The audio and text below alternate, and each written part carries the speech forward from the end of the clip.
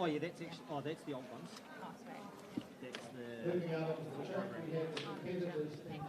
Kia ora tātou, welcome along to Newtown Park in Wellington for the 17th Team Ledger Harcourt's Capital Classic on this glorious Saturday afternoon with a light northerly breeze but very fine conditions for the athletes and officials for, as I say, this 17th edition of the Capital Classic. I'm Mark Rosanowski, a long-time athletics enthusiast, but without the technical skills and expertise that I'm about to introduce through Reese Buck and Sarah Cowley-Ross. Reese, welcome along.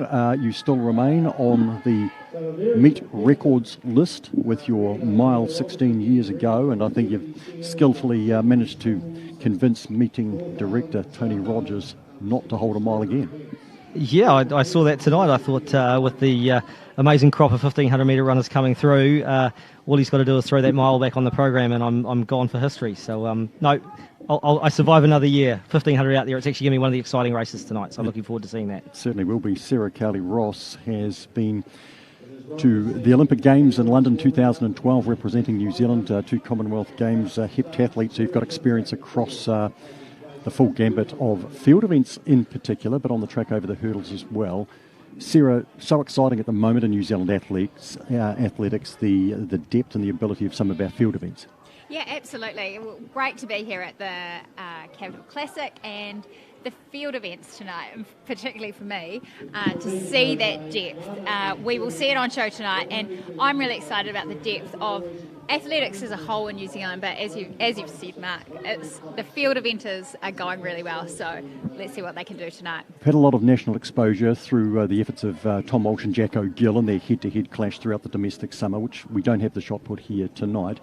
But in people like Lauren Bruce, who we're going to see here very shortly, a hammer thrower who's already thrown beyond the Olympic qualifying standard, we are going to see some world-class athletes. Yeah, absolutely. The likes of Lauren, what she's thrown this season, what I know she's throwing in training, it's exciting. But there's also another crop as well. Not throws, obviously we have this depth at the moment, but the likes of Hamish Kerr, who is soon going to be up in the high jump. We're just seeing the hammer throwers out there tonight. That's Lauren in the green, looking great. But I'm excited for Hamish Kerr tonight and our pole vaulters. It's going to be a good night. Indeed. Reese, obviously always the 1,500 metres at the end of the program that's exciting for you.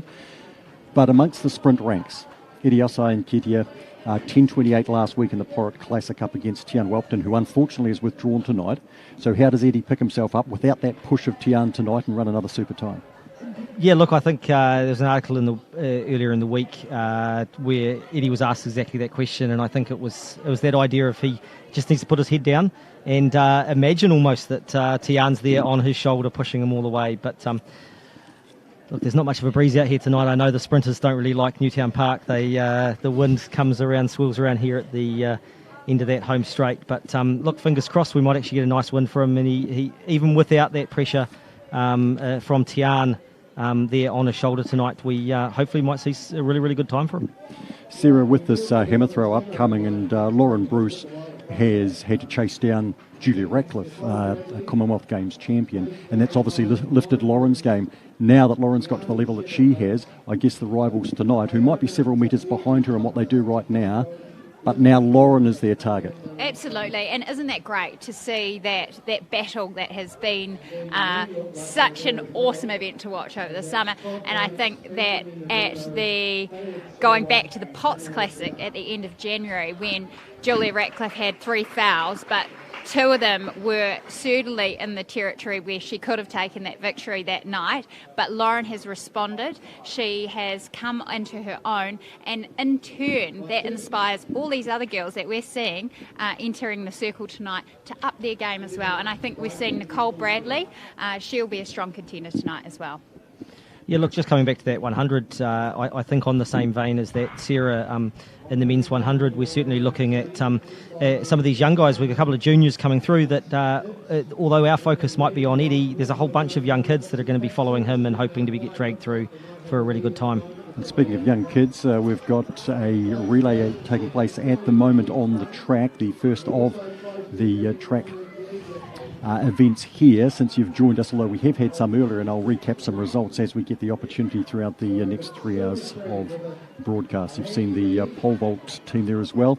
Understand there, Reece, you have got some names of the runners here for the Yeah, we're just trying to pick the teams that are coming through. Certainly looks like St Pat's Silverstream, anchored there by Oliver Krynen, one of the stars of St Pat's Silverstream, served through McKevity Shield, Old Boys, and New Zealand Secondary Schools champs over the last few years. So great to see Oliver there running well and anchoring that really good performance there from the St Pat's Silverstream team.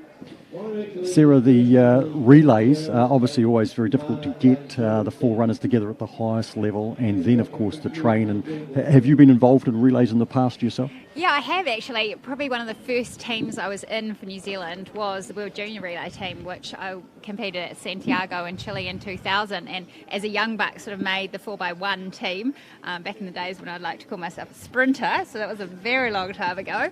But there is a challenge in getting the baton round, but I think that challenge is something that we should be really, there's a crop of men's and women's sprinters at the moment have a real opportunity to maximise getting that baton round fast, first of all getting it across the line, but using the speed. And the likes of Ressa talked about it before in terms of it's not just Eddie, it's not just Zoe, there are others coming through, or Tian, but they need to work together and hopefully get the baton round first of all, and get the races to have that opportunity.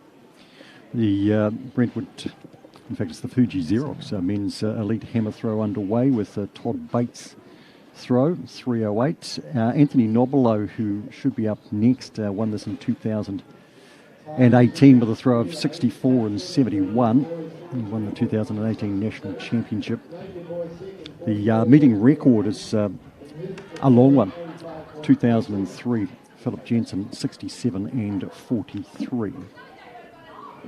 Anthony Nobilo, 4:16, about to step up for his first throw on the hammer.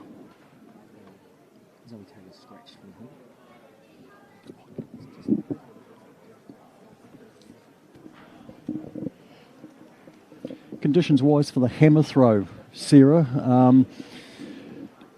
I don't suppose anyone really likes wind except maybe javelin throwers, perhaps discus, depending on which way it's blowing from. Does it have any effect on the hammer at all? Oh, yeah, I didn't sort of think that it did, but talking with hammer throwers, the likes of Julia and Lauren, and also their coaches, Dale Stevenson and also Julia's dad, recently learning a bit more, only because at the Potts Classic there was a really, it was a headwind, and I think the thing that I came away with in my hammer throwing knowledge was that actually because they're turning, when they turn into a headwind, it does affect their rhythm. So any sort of wind for any field eventer, as long as it's consistent, and I think I've taken a walk around the ground tonight, and the long jump is swirly, coming back and forth as Anthony goes to launch the hammer.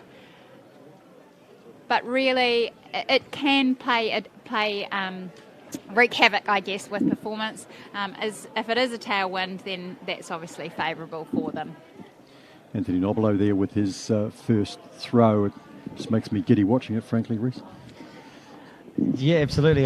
Coming from a distance running background, look, there's not too many events out in the field there other than the javelin that I've ever really had much of a attempt of. Have you tried hammer throw, Reece? No, I think I'd get a bit tied up there in the ropes and the nets on the side before I actually let go of the hammer. It seems like it's quite an addictive event. I know when my father was doing some coaching at secondary school level, the people that he encouraged, the students that he encouraged to throw hammer, got very, very hooked upon it. I mean, it's like anything, time under task. And Julia Radcliffe, she was throwing since 12 years old. Lauren, she was later to the sport. She came from a gymnastics background, and you can just see that result there for Anthony in the first round, 61.14.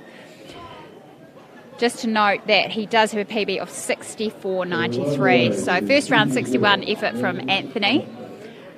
Lauren, as I was saying, later to the sport, coming from a gymnastics background, so incredible spatial awareness. And I think that when you do see a hammer thrower in full flight, look, it is pretty to watch.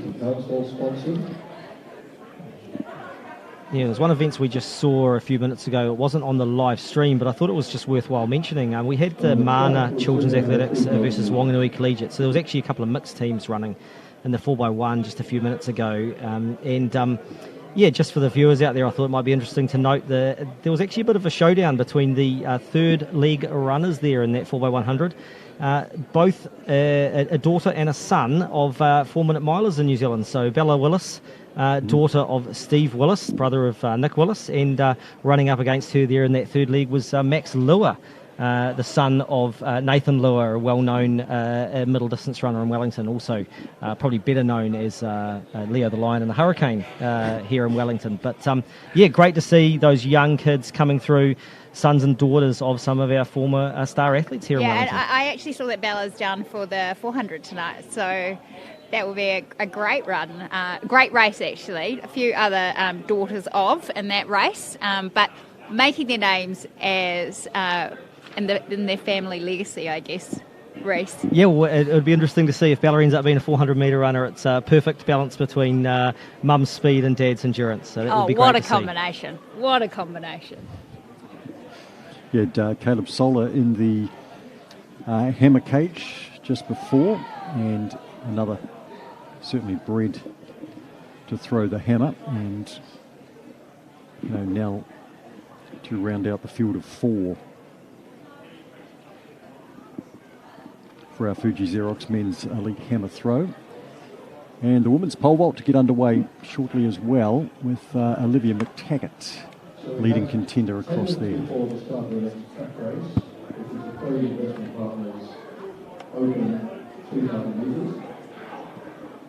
Richard was as soon going to give us some photos from the hammer throw, Fuji Xerox men's hammer throw, and Brentwood Hotel women's hammer throw. Some good action. Hen O'Neill launching into his routine and looking to stay inside the circle as he launches his first round throw. Certainly an event where technique is everything, and as soon as something unravels, it can go from bad to worse, which is what scared me off from ever trying that, or indeed the pole vault, Sarah, which is probably the ultimate confidence field event, I would imagine. Oh, that's a good statement. From a high jumping background, I didn't ever I tried pole vault last year when I was in the Hawke's Bay on Athletics New Zealand. My husband was at the training camp, the mid-winter training camp. That's Angus Ross? Yeah, Angus Ross. And the throwers were actually having on Saturday just a bit of a fun session. They were doing a triathlon. So it was standing triple jump, hurdles, 40-metre hurdles and pole vault. And I tell you what, I was pretty sore after that. This is Nicole Bradley coming into the circle now. So she will see how she goes in her first round at the Brentwood Hotel Elite Women's Hammer. And unfortunately just pushing it out of the sector there. She won't be happy with that start. Distance looking okay, but she will obviously be wanting to get that in the sector first and foremost. She was third in the Porritt Classic last week with 60 and 54. You mentioned earlier she can throw several metres further than that. And that's Isabel Morel. Yeah. At the pole vault. The starting height for her is 3 metres 11, and that's a nice white flag as our next competitor comes into the hammer circle. Mace Ballantyne from Athletics Tyree about to launch the hammer.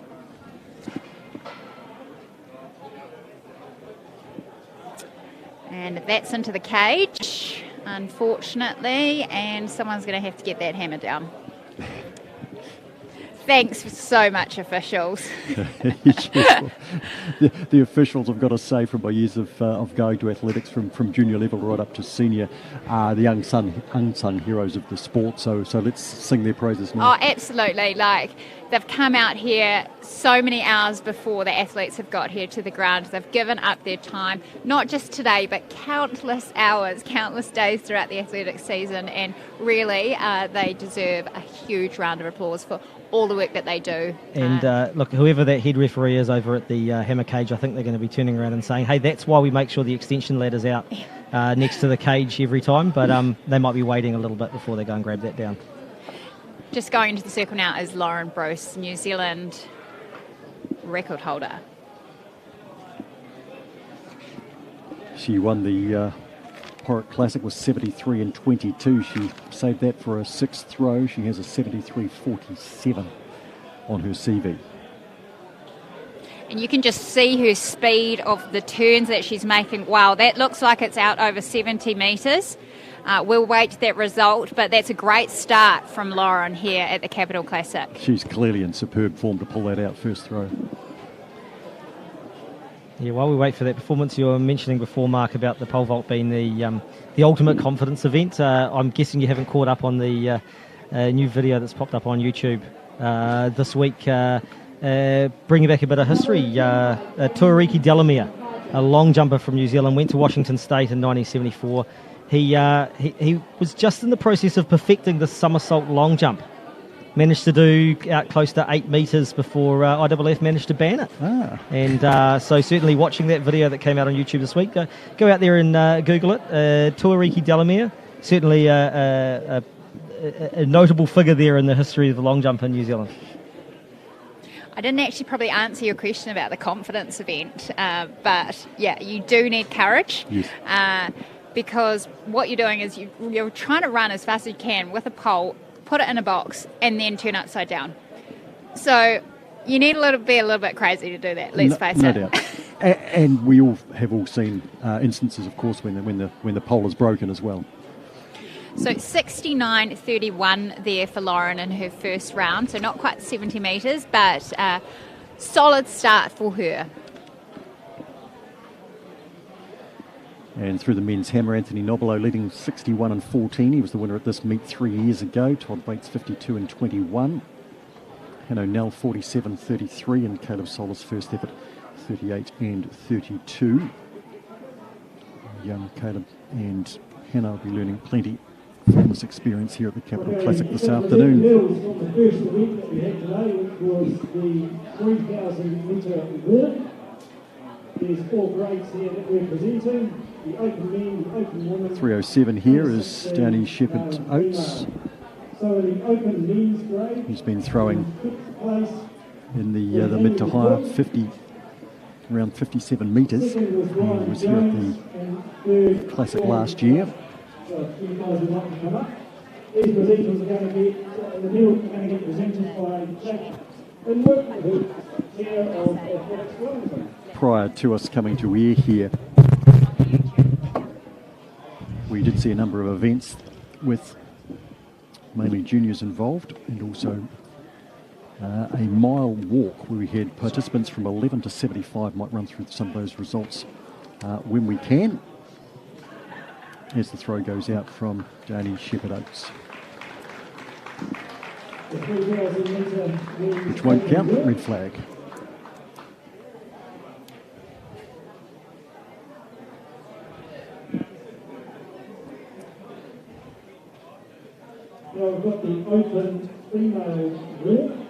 There's lots going on in the field right now.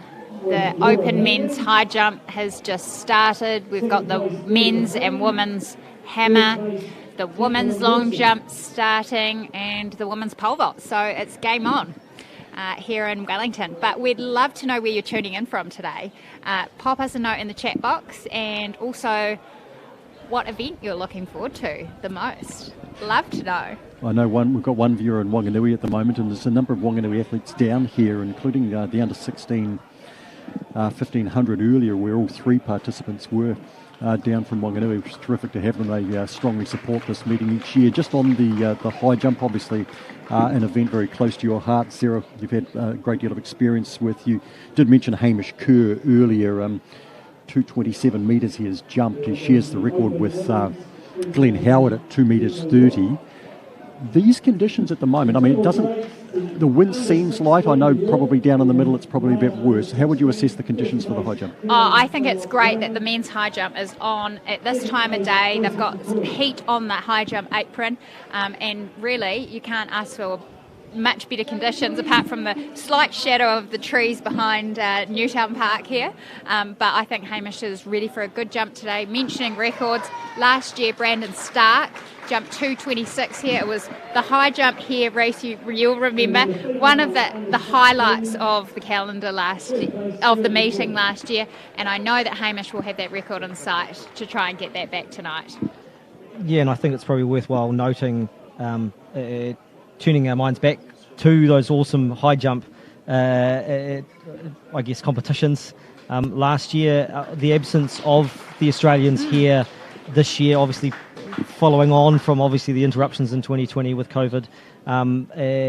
But it is great to see the cream of New Zealand's athletics crop turning up to compete against each other. We don't have the international competition this year, but they're able to get out here and compete when overseas at the moment so many competitions are being cancelled and not able to travel.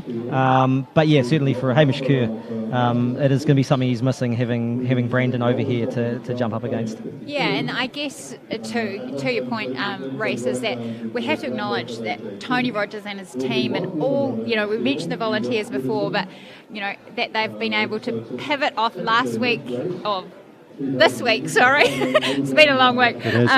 Just, is the event going to happen? Are we going to be able to have it? And so we are so fortunate in New Zealand right now to be able to hold this. And yes, we miss you, Aussies. And it was so great. It's been so great that this event has been well supported internationally, not only in Australia. So a lot of the island athletes had come over. But you mentioned Wanganui before, Whanganui, sorry. And I did see Alec McNabb down here, and he's been a stalwart of that region. And I know he's brought a lot of athletes here tonight. So, interesting and unpredictable race. So, and Mark's just 3:31 at the pole vault.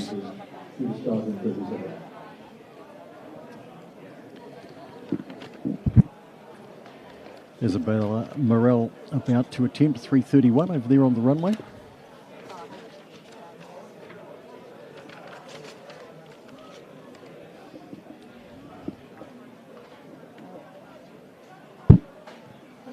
Run through and bar knocked down. We look forward to seeing Olivia Taggart when the bar is raised. Back to the hammer throw. Looking forward to seeing Lauren Bruce's next attempt after she threw just under 70 metres in her first throw. On the track here, Reece, 3,000 metres combined. I think one woman entrant there.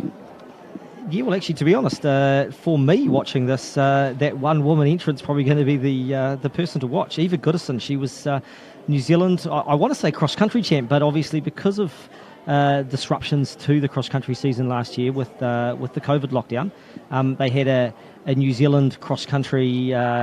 Can't even remember what the name of it was. I'm just going to call it the championships. It was the bulk of New Zealand's top cross-country runners all went down south. They all had a big race, and Eva was the one that came out on top in the women's grade. And it was really good to see, coming from a triathlon background. She ran really, really strongly. Tonight, this field that she's running against, it's just a bit of a mix. Some young runners in there, some of our Masters runners like Stephen Day from Wellington. And hopefully, I'm actually looking forward to seeing Eva get dragged along for a pretty solid time. She'd be looking for around 9.5 minutes. Yeah, so we've got an entry time in here for her of 9:27. I think that is her personal best. Certainly there's a few athletes in there that are capable of going close to 9 minutes. So it will just be whether she gets stuck out by herself or whether she can hang in there with the likes of someone like Stephen Day, who hopefully will be around that kind of time as well.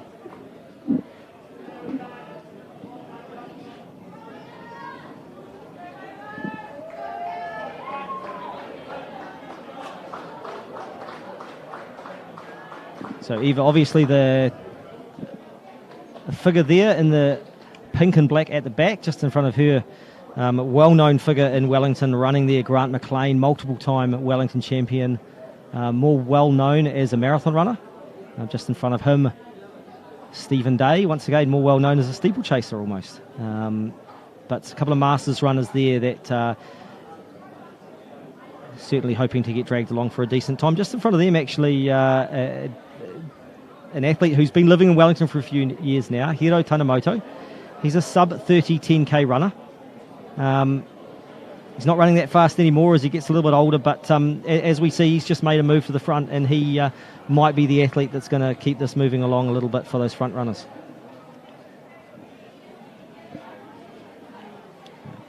So Hiro Tanemoto leading them into the front straight for this occasion, second occasion. Hamish Miller 3.51 tucked in second, and 4.33 David Lovelock, famous running surname, in third, and then Wanganui runner George Lambert settling back now in fourth after being up on the pace earlier on. 6 laps remaining in our mixed grade 3,000 metres open, sponsored by Craig's Investment Partners. And Stephen Day is also there. So that's 45. Reece, we were here last year with David Moorcroft, an Olympian, former world record holder over the 5,000 metres, and Team Ledger were in their 7th year of sponsorship of this, now in their 8th year, and the remarkable thing about these particular events is the loyalty of the sponsors they've had, like Fuji Xerox have been with us for a dozen years, Brentwood Hotel for 9, and Team Ledger, as I mentioned, Mike and Tanya Ledger and the team for the last 8 years, and obviously without the sponsor support we wouldn't be able to put on these meetings. Yeah, and I remember when a couple of those sponsors first came on board. I was actually on the organising committee a few years ago when Team Ledger first got involved, and it is great to see local sponsors sticking around and obviously seeing some value out of supporting a local track and field meeting. 5 laps remaining in the 3,000 metres.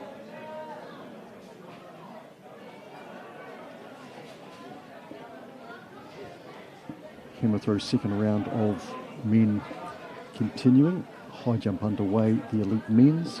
So Eva Goodison there was through the 1K in just over 3:10, so I think she was about 3:12, 3:13. So on pace for somewhere around that 9:40 mark, which will be a pretty good run for her. It looks as though she has got caught out there by herself, so be a bit of a solo run out there for today, but good build-up for Nationals coming in a couple of weeks.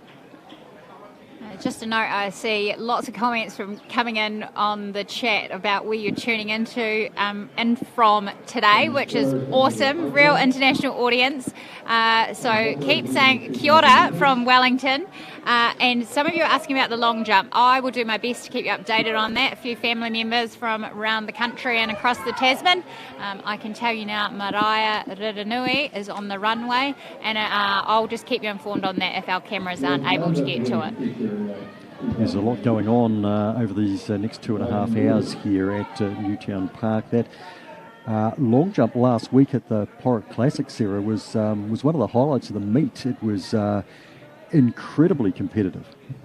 Yeah, it's great to see so many of the girls around the same sort of mark, really pushing each other, and the winner of each event throughout the classics has changed, which is great. Mariah won at the International Track Meet.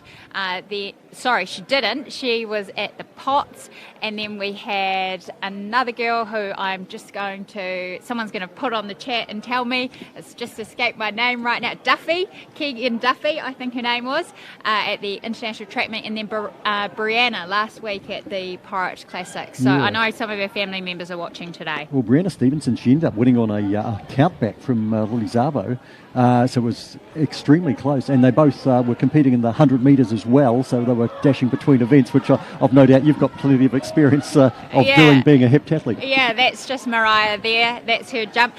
Lots of dashing in between events throughout my career, and great to see Hamish Kerr has actually just cleared 2 metres 18 to openers night here in the men's high jump. Lots of dashing in between events at the Capital Classic over the years, actually, from memory. It's kind of like you roll up at the track and just get going till it finishes. Hiro Tanamoto still in front in this 3,000 metres and just looking to establish a bit of a gap on his rivals.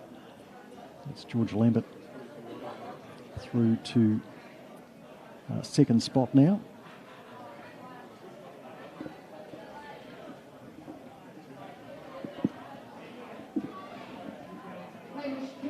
Flying third there. Just can't recognise that number, but 516, who I don't have a name for, but it's Hiro Tanamoto from George Lambert here with 2 laps remaining, 800 metres left of the 3,000 metre event.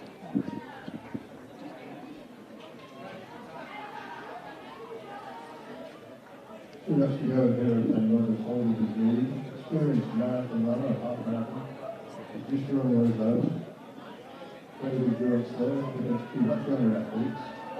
George Lambert, our British one, really still in the second race. Hiro Tanamoto taking them down the back straight, about 600 metres left to go, running for Wellington Scottish, Rhys Bucks' old club. Do you still have affiliations, Rhys? Yes, although I think in the last 3 or 4 years, my 9-year-old and my 11-year-old have done more races in a Scottish singlet than what I have. I won't say it's excuses, but I do find I'm on the microphone just enough to provide a good excuse for not actually having to put my racing shoes on. What events are they into, Reece? To be honest, anything. They're like little sports kids out there. They'll play football, they'll run they'll do basketball, they'll do the cross country, they'll jump on the track and run something. Whatever the opportunity is, unfortunately with little kids these days, it's just trying to find the time to get the athletics in, because the team sports are kind of top priority. Oh, great that they're into everything though, the way it should be. I think that we just saw Anna Thompson there over at the long jump, a local athlete, triple jumper actually, having a go at long jump tonight. Her personal best, 5:67. So she'll be well used to the swirly sometimes conditions that you have over at the long jump. Yeah, well, I have seen her actually over the summer training down at Ascot Park and on the AstroTurf in Porirua, and look, Ascot Park's got to be one of the windiest places in Wellington, I think, so she's certainly used to it. This will be a nice calm evening for her. 5:49 for Anna in the long jump, first round.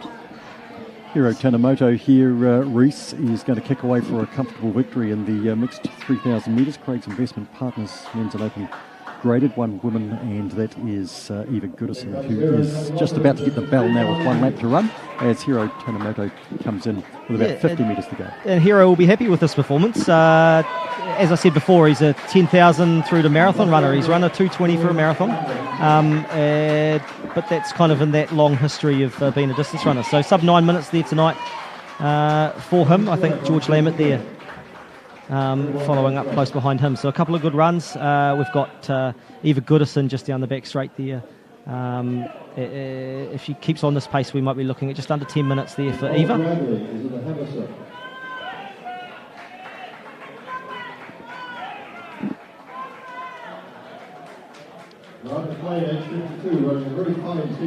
Just to give you an update from the men's high jump, I said that was the first attempt for Hamish Kerr. Actually, he opened at 2 metres 10. He cleared that height. He went on to 2 metres 18, and now he's raised the bar to 2 metres 23. So we'll stay across that throughout the evening. Eva Goodison just coming into the front straight here to complete her solo run effectively. She was in the pack earlier on, but getting good applause coming down the front straight. And it should be just a tick over 10 minutes. Should be happy with that race? Look, I think she'll probably be a little bit disappointed, obviously, coming off, like I said, coming off of a really good couple of good runs there in that cross-country season. Coming in with a seed time there of 9:27, certainly capable of faster, but like Mark was saying, it's a tough night out there. It's not a windy night for Wellington, but any night on the track, 3,000 metres or longer, when you're running by yourself, it's a long slog, and look, I think it's probably setting herself up really well for a good run at the 5,000 at the National Championships. And that's Hamish Kerr over 2 metres 23, looking good out there. Making it look easy, to be honest. Let's see what he takes the bar to next. Just reminding of you at home, wherever you are, please let us know. That his personal best is 2 metres 30, sharing the national record with Glenn Howard. Season best of 2:27. And we have Olivia McTaggart with the bar at 4:31 at the pole vault. But we've gone back to the hammer, and it's Lauren Bruce, New Zealand record holder, into the circle. Let's see what she can do as she psychs herself up, gets into her routine as she enters the circle. Very exciting to have 3 high-quality athletes at 3 different disciplines all at the same time here at Newtown Park. It's great. We'll concentrate on Lauren Bruce. And we've also got the women's long jump as Lauren winds up. Here we go. Oh, into the cage.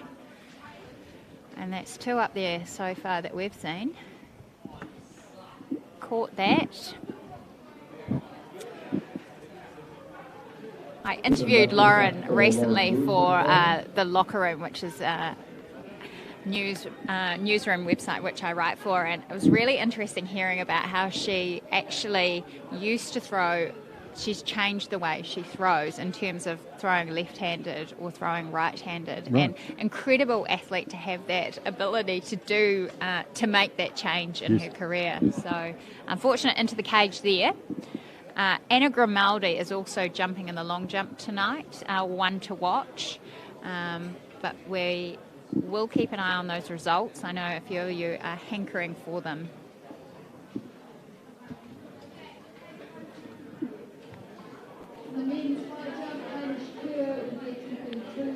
Janie Shepherd-Oates there with her throw, and back at the pole vault.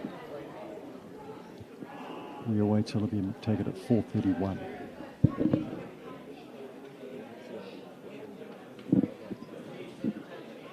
The side itself going on, it hasn't been possible to give you any information on the long jump.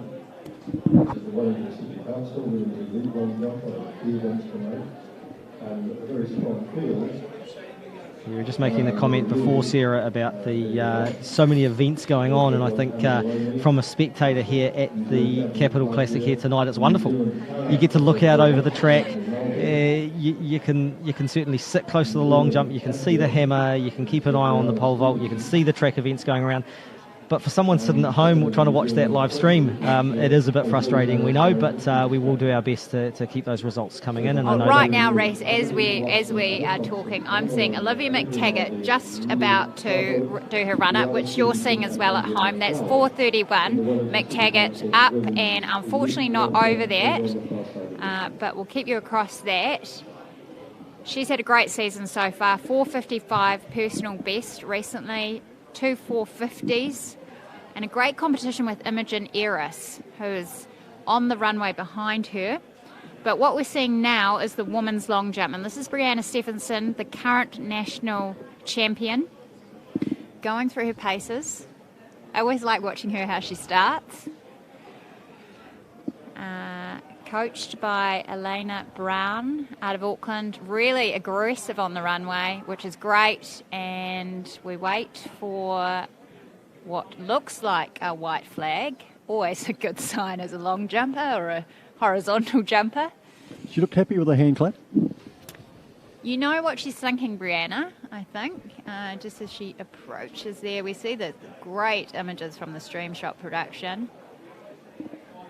And we await the result. I think sometimes the hand clap, I must say, is actually the white flag. The relief. That the toe hasn't crept over. Yeah. We have indicator boards up, and they're going to turn them round any second for the women's long jump. That result, Hamish Kerr right now, this is 2:27, and unfortunately Looked like he sort of hit it on the way up there. We might review that. That's 5 metres 87. Thank you very much to that individual on the indicator board. Hamish Kerr will go back. He'll talk to his coach, Terry Lomax, and review that jump. And we see now Imogen Eris. First, we think it's the first attempt at 4:31. I'm sorry if it's not. As she takes the pole and accelerates into her jump, and that's a no-go from her. So it's going to be a good battle, actually, between Eris and McTaggart tonight. They will be really looking to get some valuable points to boost their chances of getting inside that critical top 40, top 32, then proving their top 16 capabilities in terms of a selection for Tokyo. So this is a Category D meeting. Things are a little perhaps more tricky than they were back a few years ago when you went to the Olympics in 2012 in London. I think it was probably just a case of there's a mark to set and you must set it. But here it's... The marks seem extremely stringent and very difficult to qualify automatically. However, of course, athletes around the world are earning points at meetings like this. Yeah, they are, and it's if you have no idea what we're talking about right now, I don't apologise, because it is a complicated system to understand, and that's McTaggart over 4:31 and comfortable. So really great clearance there for her. But to try and explain what Mark is referring to in our selection policy and how World Athletics have now changed the qualifying system, where it was a time or a distance, there is now 2 opportunities to qualify for selection, and that's over at the women's long jump. So there is tough standards, but they're tough for a reason. Oh, great height, Imogen, but the carry through, going through the pole, she had the height, but unfortunately, had the bar been forward of where the upright positioner is, so just not going, incredible height over the bar. She'll look to adjust that. Hamish Kerr, 2:27. He was closer. Close. I want him to go a little bit faster into that last few strides. That's your advice? That's my advice. The previous one where he took a good chunk of it, Yeah. was he just in too close? I'm going to say I don't know, because I can't remember that far back. But great to see some long jump results up there, as that's Rudanui. Good to see her back after Achilles rupture. A terrible injury to come back from for anybody, but particularly sprinter of long jump. So, sorry, going back to Hamish's first attempt at 2:27, when you do hit it on the way up, sometimes you need to move your runner back or stay on your curve, hold that line better, so then you don't go into the bar, if that makes sense, Mark. It does make sense. So he does have one more attempt at 2:27. He'll be hungry for this. This is his season best throughout the season height. This is Anthony Nobilo at the men's hammer right now that we're seeing. North Shore Bay's athlete and ranked number 1 in the men's hammer throw. 2018 national champion and the winner of this a couple of years ago. And just while Anthony has been thrown, we see Imogen Eris with a great clearance over 4:31. So that's her third attempt, so that's great courage there to sort that out and get over that bar. So the bar will raise to 4 metres 41, and we have 2 competitors left in that event, Olivia McTaggart and Imogen Eris. Speaking with their coach, Jeremy McCall, today, he said that they really want to get over 440 for the points as a first point of call, and then keep pushing above that. But 440 they'll be looking to as a pass back, yes. I guess. I note that the meeting record, 4 metres 30, Eliza McCartney and Melina Hamilton, that they have just topped that. Now, there is a $4,000 prize pool put forward by Team Ledger for meeting records that are broken, so there'll be some extra incentive over there as well. Right, so they're sharing it at this point of the game. $2,000 each. They'll be happy with that. Any young athlete would be like Christmas.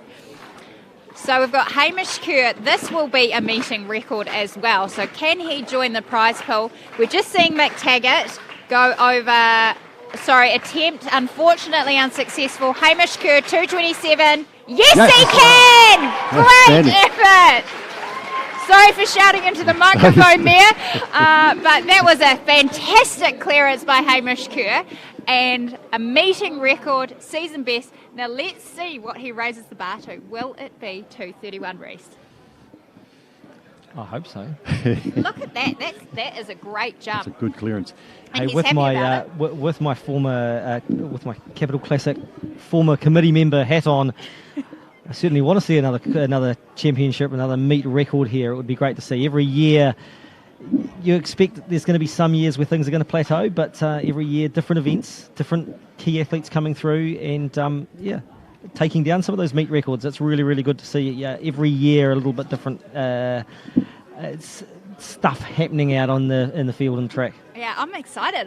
He is going to put the bar to 2:31. So, and we've increased now that prize pool of one of the naming rights sponsor, Team Ledger.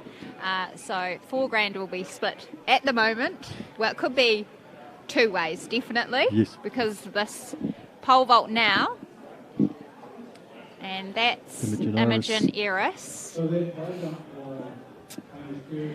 Having a few run-up issues today, but managed to sort it out on that last clearance. Let's see what she just chats to her coach up on the hill, Jeremy McCall. He's got a good box of barbecue shapes up there. Tell me he's going to be there for the whole afternoon, so hopefully he's got 2 boxes actually. Yeah, so I'll just take a break. I'll just go back and get some barbecue shapes. No, look, just while we're waiting for some more action out there in the field. In fact, I'll hand over to you, Sarah. We've got the long jump coming through. Hannah Maloney.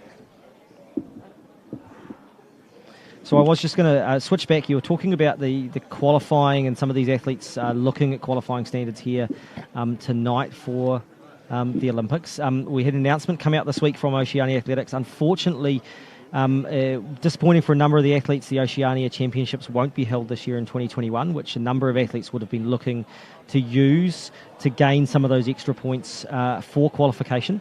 What that will mean is that the qualification points from Oceanias will count back to last year's championships. So that will help some athletes. Disappointing opportunity lost for those athletes still competing and trying to get final points to get on that ranking list in the right place. Yeah, and Race, you talked about the Oceania and the area championships. Mark alluded to the categories before. This is a Category D meeting, as we're seeing Olivia McTaggart there. She will reset herself as we have some 100-metre races. We'll go back to talking about the points later, yes, and I'll leave it to Mark to introduce this racing field. The Brentwood Hotel Women's Open graded 100 metres going to the blocks here, and working to the middle, Jordan Blake, Shannon Geary, Michaela Fitty. Michaela Fitty in lane number 6. Number 297. Jordan Blake, lane 4. Number 338, Shannon Geary between them, 356. And they're underway. And Michaela Fitty.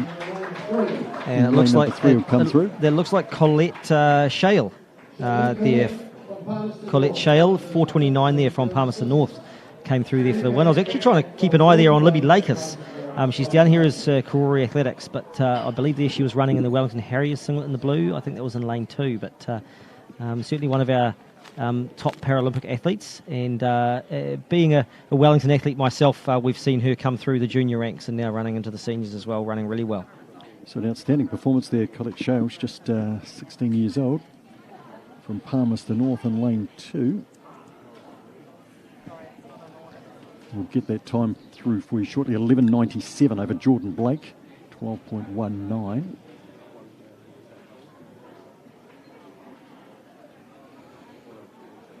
Derek Collett third at 12.21. 12.64 fourth, Michaela Fitty.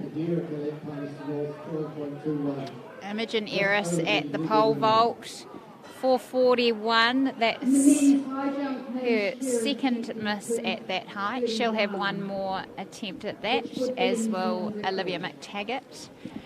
This is Brianna Stephenson on the runway over the far side. She did a good jump last week at the Porritt Classic, as Mark talked about. And she's also running the 100 tonight, so not running in between events yet. She hopefully will be able to finish her jump as she calls for the crowd. She likes the claps.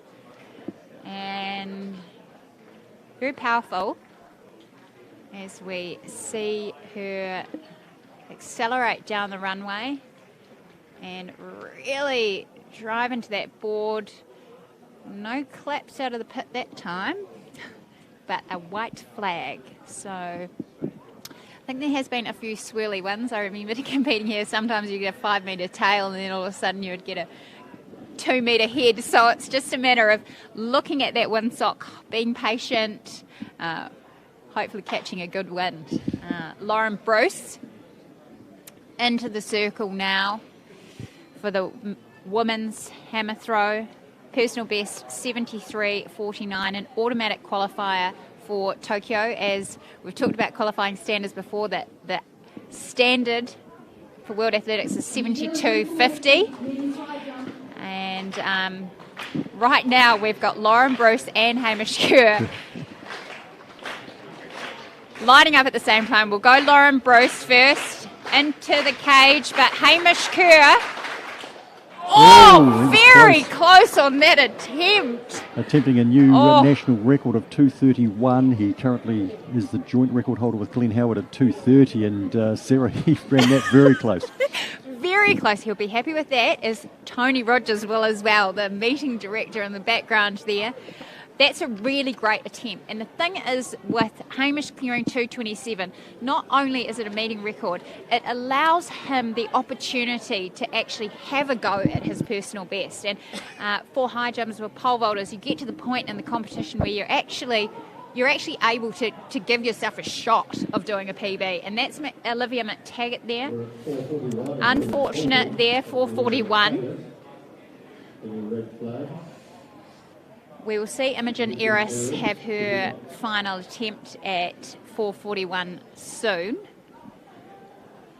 We'll obviously go back to Hamish Kerr as he has his second attempt in the men's high jump. Lauren Bruce just threw one into the cage. Who's second into the cage in a row too, Sarah, after that good opening throw. It happens when you're really pushing those boundaries. And it's high risk, high reward, but also into the cage at times. Zoe Taylor on the runway over at the long jump. She was third at the Porritt Classic last week in that epic battle.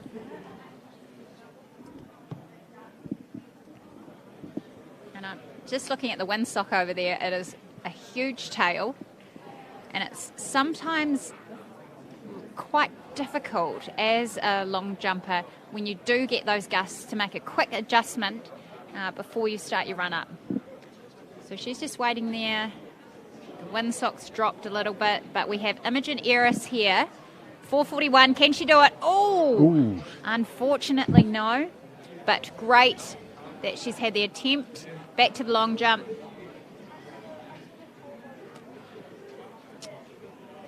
Imogen appeared to have the good height there, but she almost came down on top of the bar with a leg here. Yeah, so there's a huge amount of variables in pole vault in terms of pole stiffness. Great height there, but just not getting the carry from the speed that she's generating into her run through over the bar. So you can see the disappointment there for her.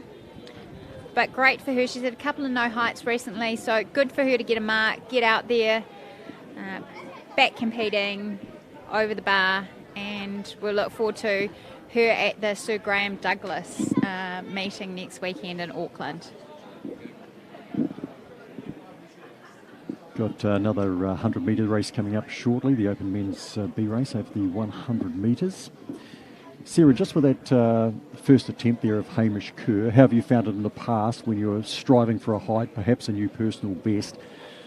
The first miss, how critical is that? How does it play on you physically, mentally? Well, I think personally for me, when I was going for a personal best height, you know, it's about seeing that bar and thinking, I think Hamish will draw a lot of confidence for this. This is the highest he's ever jumped. If he clears this bar, this is the highest any New Zealander has cleared this jump. So he needs to really dig deep in terms of his mental skills, all coming to the front of play here. This is what you train for. This is the moment where he can actually put into practice all the things he's been working with, not only physically, but now it's upstairs. As we see him with his hands and his head in his hands. But he's a cool customer. He knows what to do, so... The risk is if he gets this jump, Wellington's going to become the home of high jumping in New Zealand after last year's Capital Classic as well. This is a really nice apron to jump on. And I remember Eleanor Patterson jumping here, and she was in her tights. You know, it was cold at that point, and to do what she did, the apron is really nice. That's what it's referred to, a high jump apron. He calls for the crowd support this time. Hamish Kerr. This will be the highest high jump in New Zealand history if he is able to clear this. This is the second attempt as he approaches. Come on, Hamish. Okay. Unfortunate there. I think the first attempt was a bit better, personally. Back and shoulders appeared to be up and over the rear end, nudge on the way through, and a solid nudge too. How difficult again does it become after that second jump, that third one? Is it a case of, hey, I've only got one shot left, or is he just now starting to feel the effects of the competition? No, this is an opportunity, and I think you approach one bar at a time, regardless of what attempt it is. And the third attempt always naturally brings a little bit of extra, as he's talking to Lauren Bruce there as he sort of walks back, and she's given the one finger. So that's one New Zealand record holder, one equal New Zealand record holder. And we'll see what he can do with one jump left.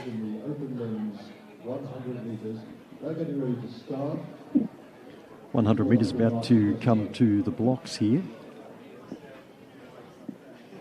Jake Paul, number 376, ran well at the Porritt Classic last week in 11.08, just narrowly beaten by Oliver Cronin, who's not in this race. 494 is Saravi Sauce, Ben Lambert 441 in lane 3. Jake Paul in between that pair. Tyrone Trigo On their marks, only 100 metres. Off the inside, and next to him is Ryan Schotter from Napier Athletic. So they take to their marks in gorgeous conditions. You can smell your weather track, the heat wafting up into the stands. So they're on their marks.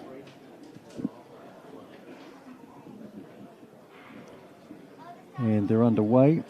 Looks like Zach Topping in number 436 there in lane 6, going really well. On the inside of him, Jake Paul, the redhead there in the Kiwi Athletic strip. And he's come through to win. So Jake Paul there, son of a well-known coach in the Wellington region, Neville Paul. Very well known through Wellington College, and many successful athletes come through him. Ben Ruth and familiar name for me, Nick Buck, multiple national champions, McKevity champions and so on through from Neville Pool. 10.95, you'd be delighted by that mark after running 11.08 last week. Absolutely. Dipping under 11. It's an outstanding effort from him. Zach Topping second at 11.01. And Ryan Shot a third, 11.08. Terrific performance from Jake Paul, the Kiwi athletic runner, off the back of that narrow second in his race in the Porritt Classic last week. And this week, 0.13 of a second faster, under 11 seconds and a 10.95. Hamish Kerr getting ready, Sarah. Kerr, will he or will he not? He's taken his run up back slightly, I've seen. He's looking for support. The crowd at Newtown Park is willing him on. Let's go, Hamish. Here he goes. He's done it! Oh, he's done it! He's done it! A new national Sorry record. for yelling, but that is the best high jump result in New Zealand's history. Hamish Kerr, take a bow. What a clearance. 2 metres 31. Outstanding. I'm on my feet. I'm excited. I'm sorry to our sound technical people, but what a jump. That's his friend Marcus, fellow competitor. Wow, Hamish Kerr. If we can't get excited about that, Sarah, what can we get excited about? A new national record here, and meeting record obviously too, 2 metres and 31. He shared the previous record with 2:30 jointly with Glenn Howard. And a beautifully controlled jump. Look at the lean around the curve and how well he just holds that line and straight up. Congratulations, Hamish Kerr. That's his coach, Terry Lomax. Now, the Olympic qualifying marks 2 metres 33. Is that what he goes to now? Well, yes, I would personally. I think you don't need to go higher than that right now. You've got the record, you're feeling good, and we'll see what he does. But Reece Buck, is this the home now of New Zealand high jump? You've called it. Yeah, we might be having jumps to music come down to Newtown Park in 2021. A great event which Ed Fern has been. I've seen him out here today already, but a great event in Hawera. As we just see over to the long jump. Or maybe we give credit where credit's due, and all of that awesome work that Ed's done with Jumps to Music up in Hawera, and actually that community that's created around the jumps in New Zealand. Absolutely. And what we're seeing is the fruits of that labour Absolutely. here at the Capital Classic last year and this year with these amazing jumpers. Yeah, and also credit to Ed and his team, Ashley Bennett and her mum Meredith. They've been driving forces behind that event. Great community, as we just see that replay again of Hamish Kerr. And I think that's George McConaughey, the official in the background, enjoying that as the... That's right, Mark, you have predicted that quite nicely. It is 2:33. So I'm seeing more photographers now head around the high jump. Alicia Loveridge will be glad she's done with the pole vault, so she can get her camera gear back out and be down there in time to watch that. I've seen Alicia's comments on the live stream. She's probably given me a bit of stick for yelling into the microphone in excitement for Hamish, but she was down for the pole vault start, but didn't end up jumping tonight. She is staying in Auckland, so she's not here, but I'm sure she'll be in Auckland next week. Oh, well, Alicia, you missed out on a great photo opportunity there. We're moving to the next to the 100. 100 metre sea race here. And Stanley Solomon in lane one. Looks like the Mana athlete there, Fita Aliva, also running well there in lane 7, I think.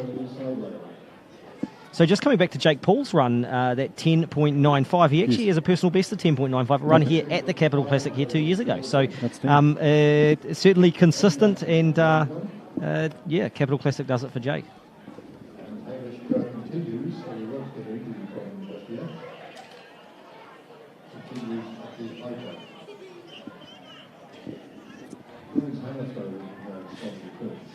$11.48 for Wellington College runner Stanley Solomon, winning the Open Men's C race. 12.03 for Jamie Kearns, second. Matthew Lawrence, third. 12.07. So it is good to see Stanley out here running well. I'm going to be on the microphone here back at Newtown Park in about 2 weeks' time for the McKevity Shield. 99th running of the McKevity Shield this year.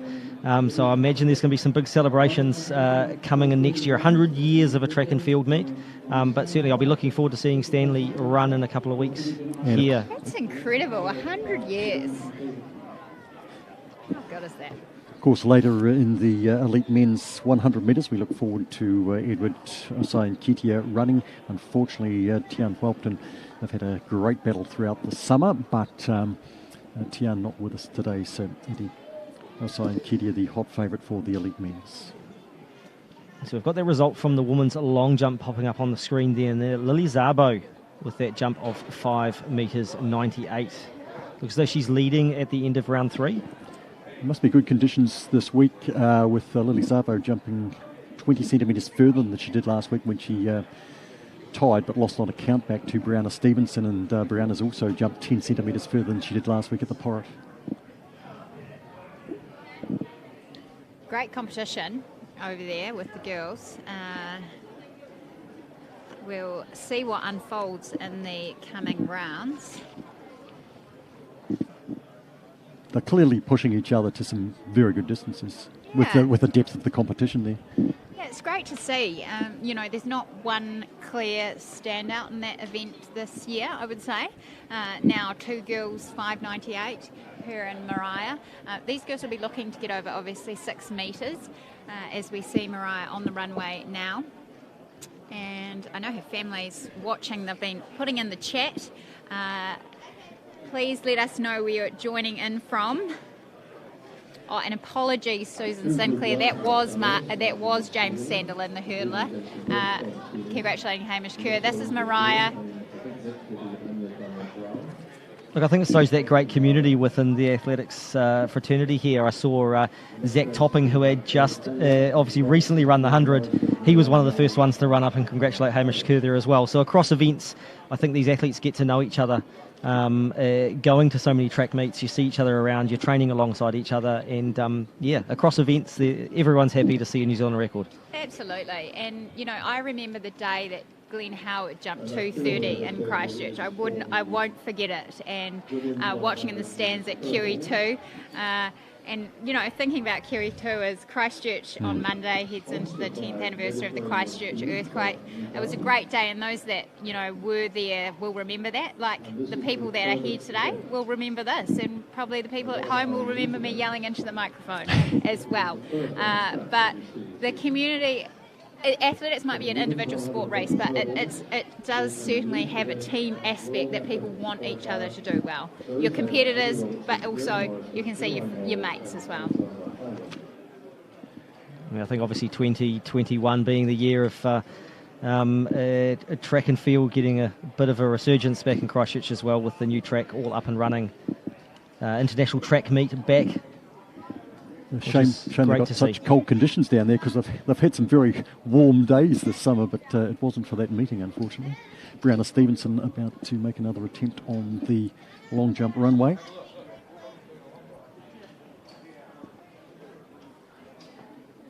The 3 pacemakers for the women's pole vault, please come to the start finish. Fair jump, but she's just walked on through without a great deal of emotional reaction, which usually means she hasn't extended her best tonight.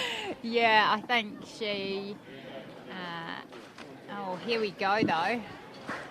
Right, first attempt. 2 metres 33. Reese is standing up. I am too. We're standing up so we can get a proper view of this. Let's see him as he comes into the bar. Oh, goodness, that was very good. That was a very good attempt at a height that he has not seen before in competition. So attempting 2 metres 33, which is the automatic Olympic qualifying standard. Let's just have a look at this replay. And again, you can see that slightly coming down on the bar. Okay. Obviously unnerving when you go to a height that you haven't been to before. Do you think you can take confidence from that? Because absolutely. I think that's a really positive jump for Hamish to start on at this new height. He wasn't shy at attacking it, and he gave it a really good go. So I think he'll reset. And let's will him on over attempt 2 as we go to the long jump. Let's just give you an update from that event. Lily on the Sabo, track. who's the current leader. 5 metres 98. She'll be happy with that. And a already. 560 there.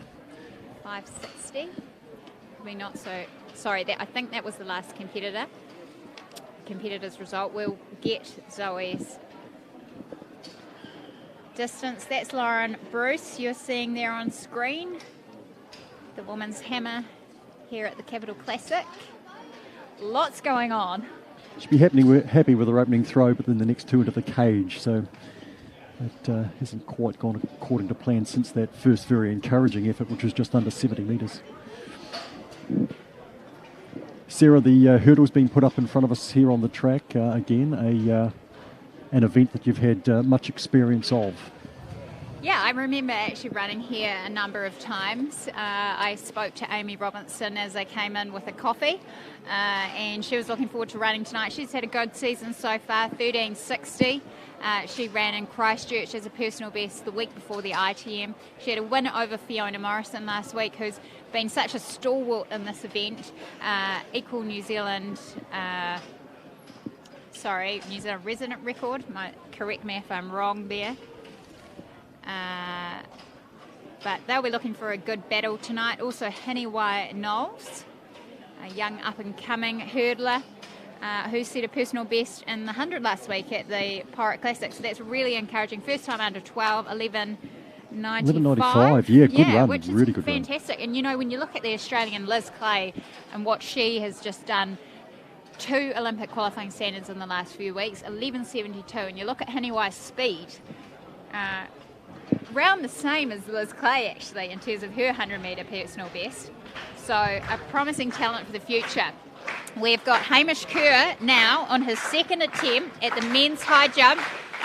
He's up, and again a great attempt there.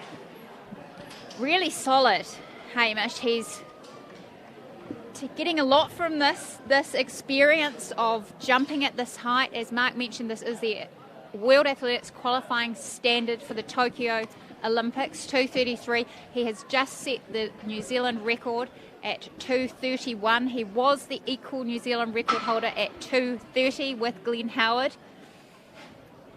But that's a really good attempt. Sarah, with there being few competitors, and of course he was left on his own a long way from home, is it difficult that he's got a great deal of time to recover between these jumps? I think mentally he's used to it. Physically he's prepared for this. He's obviously in great condition. I don't think that he will be sort of using that as an excuse or anything. I think that it would have been great to have the likes of Brandon Stark that we saw last year here to really challenge him and give him a little bit of extra rest.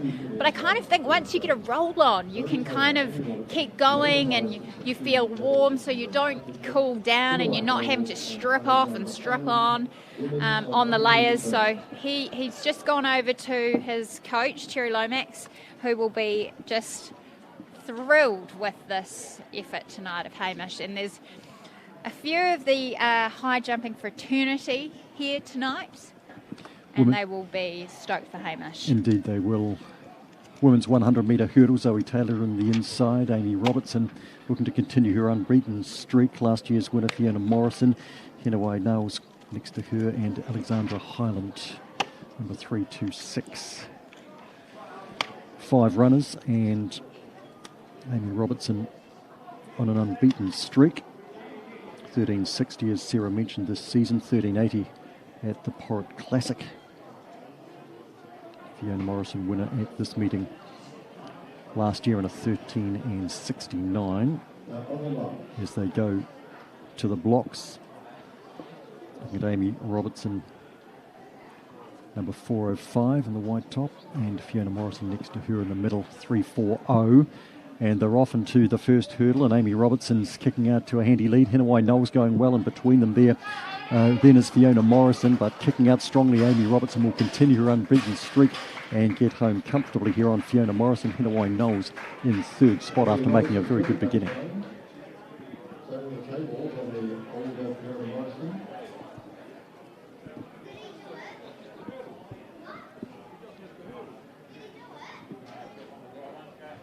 Really strong run there by Amy. Unfortunately, just clipping that second to last hurdle. 13.58. That's a new personal best for Amy Robertson. Wind 1.5 metres following. Fiona Morrison 13.96. That's a season best for her. And Hiniwai Knowles. Let's just have a look and see if that's a PB. 14.11. So equal PB for her. So a great race there.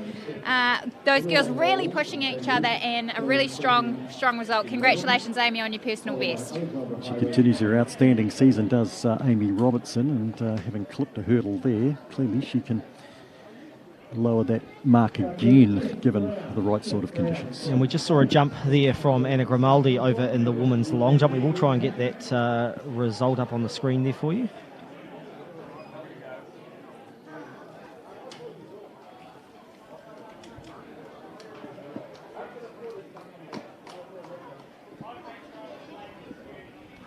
Mariah Ranui on the long jump runway. Solid jump. As Hamish Kerr ponders 2:35. Going through his mental paces, his routine.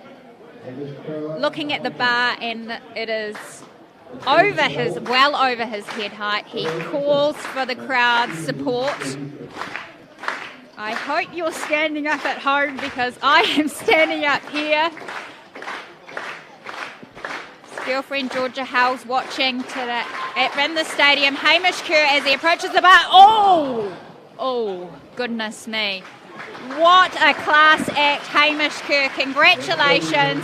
Unfortunately, a miss there at 2:33, but he will take so much from actually being able to see that height, attempt that height, and hopefully in Hawke's Bay, or maybe next week, we might see it. But outstanding from Hamish Kerr. 3 really good solid attempts at 2:33 will give him a great deal of confidence for next week if he goes to the Sir Graham Douglas, or in a fortnight when he's at the National Champs. And hugely valuable points as well. We're talking in and out of this qualifying point system. This is Brianna Stephenson on the long jump runway. It's all go here at the Capital Classic. She looks not really that happy with that one. But going back to Hamish Kerr, and the points that he has generated tonight will be really good for him in terms of his potential nomination for selection is the right wording. But if he had got 2:33 tonight, that would have made him a candidate for automatics nomination for selection. So I'm sure that's a world-leading jump this year. We'll get confirmation of that. Someone tell me on the chat group. Oh, it's the beauty of New Zealand track and field, isn't it? January, February. It's the time to. I'm the world lead, but it's the time to throw your name out there and let the world know that you're leading for a few weeks. I think we've just had a really good example of that. In fact, with the youngster Sam Tanner running over in the States. It's very rare we see an indoor 1,500 metres run in America. Division 1, Division 2, both run the mile indoors. So January, February is usually a couple of months of mile running because of the lack of 1,500 metre races, the lockdown around the world because of COVID. It means there has been some 1,500. Sam Tanner came out, collegiate record in the 1,500 indoors. And although a brilliant run, New Zealand indoor record over 1,500. A little bit lucky, there's some collegiate runners that are running 3 or 4 seconds faster over a mile. But hey, look, take that record, Sam Tanner. Brilliant running. Take it all day and take that Tokyo qualifying for Sam Tanner. As we see the winner of the women's pole vault there on count bout, 4:31, Imogen Eris in second, 4:31, and that's Isabella Morel in third. But going back to Sam Tanner, because what a sensational run race, and it was really great to see him come out in New Zealand and run throughout the season before he went to the States. Yeah, look, to see a kid like that, I guess if he goes to the States and he runs the 3:34 like he did, if people haven't seen some of those types of performances on New Zealand soil, it seems a bit detached. But no, look, we've seen some brilliant runs from him. A national championship over the 3,000 metres just earlier this year, back in January. Some brilliant running over 1,500 metres, a brilliant run at Cook's Classic over the mile. He then goes off to the States. He's got some indoor races under his belt. And look, it's rare that we actually see runners hitting those qualifying times, especially as tough as what they are now for the Olympics, hitting a qualifying time in the middle distance races on an indoor track, absolutely sensational. So look, following in the footsteps of some great 1500 metre running, but look, it is going to be great to see him if we do get an Olympics going in Tokyo. When we get an Olympics going in Tokyo, Reese. This is Anna Thompson on the not on the Olympic runway, on the Cook's Classic Women's Long Jump. Anna is a triple jumper, but doing the long jump tonight, and a local lady. It was also great, I think, to see Nick Willis in the same race really acknowledge Sam's tremendous achievement as well. Yeah, look, I think that's it. Nick's done so much over the years. He's still competing at such a high level.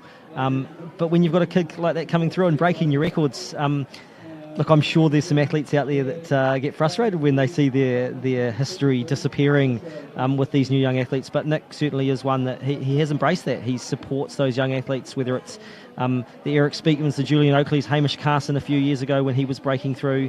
And look, the latest one is Sam, and Nick's taken him under his wing. And obviously now being based in the States at Washington, Sam and Nick are going to come up against each other, and look, great to see that support from a veteran athlete. Absolutely. This is Nicole Bradley. She's in the hammer circle right now. Had a couple of fouls to start with, but managed to get one in the sector. And as she winds up here, personal best 67 metres from a couple of years ago. In the sector, she doesn't look that happy with it, but white flag, so we'll see what that result brings.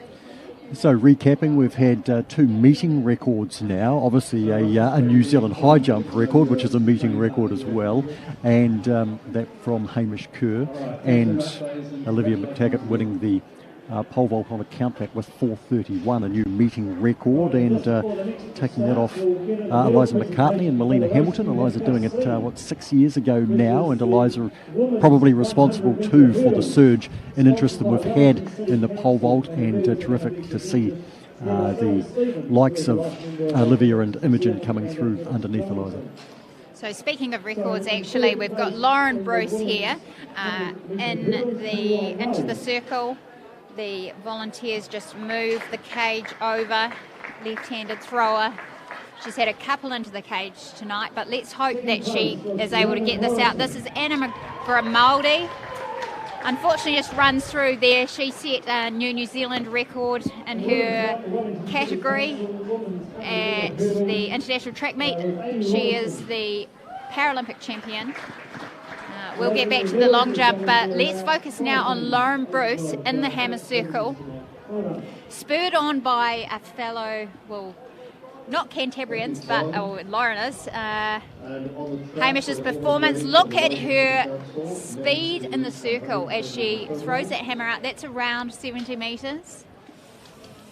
Let's see if she is happy about that. Gets the white flag, straight down the sector.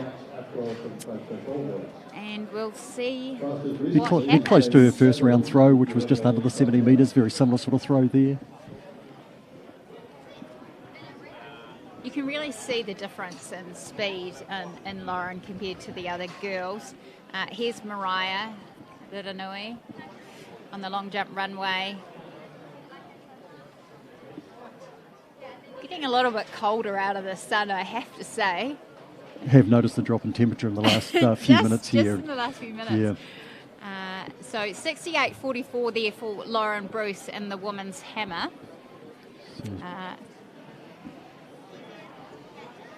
The flurry of field events. We still have the women's long jump going here, the men's and women's combined hammer, as the starters in the men's 110 metre hurdles go to their blocks, Mark. James Sandilands, Tom Maloney and Max Atwell. James Sandilands favoured to win this in lane 4. Number 348, Tom Maloney 331. He won the high jump last week and they're underway. James Sandilands out nicely here. Tom Maloney next to him, and Max Atwell drops off there early. Good battle here between James Sandilands and Tom Maloney, who's come up the outside. Tom Maloney and James Sandilands. Tom Maloney trying to get over the top of James Sandlin as they drive for the line and kicking back. James Sandlin will win from Tom Maloney. Good battle. And Max Apple in third spot.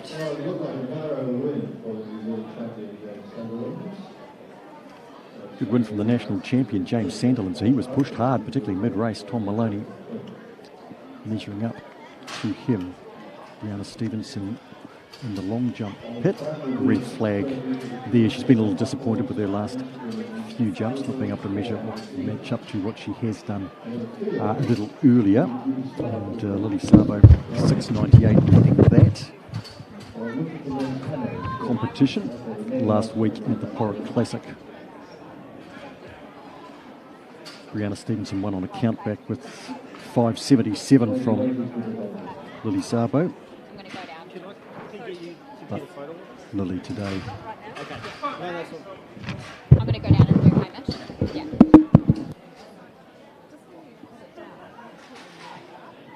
Is comfortably in front as we come to the back end of the women's long jump. They're in the back straight directly opposite us, so it'll be difficult to pick up the numbers if we haven't seen some of these athletes in the interim. The hurdles have been put away and 400 metres will be next up on the track. Reese, I understand that Sarah's going to go in search of Hamish Kerr, the new national record holder of the high jump with 2 metres 31. Yeah, I think the man of the moment that we will want to hear a little chat with. Has lit up this night, the 17th Team Ledger Harcourt's Capital Classic. So on that note as well, just thanks to those who are watching on the live stream, just filling some of those gaps of information. We are trying our best to update you when someone comes and sets a New Zealand record. Sometimes we're making some guesses at where things might stand, so we just had confirmation there that that is a world-leading jump outdoors, with the world-leading jump indoors so far this year at 2 metres 34. And that coming off the back of last year's performance from Australian Brandon Stark, who came here and set a new meet record of 2 metres 26. And this year, our own Hamish Kerr has bettered that and bettered his own national record that he jointly held with Glenn Howard at 2 metres 30, 2 metres 31, and 3 really solid attempts too at the 2 metres and 33 automatic qualifying mark for the Olympic Games.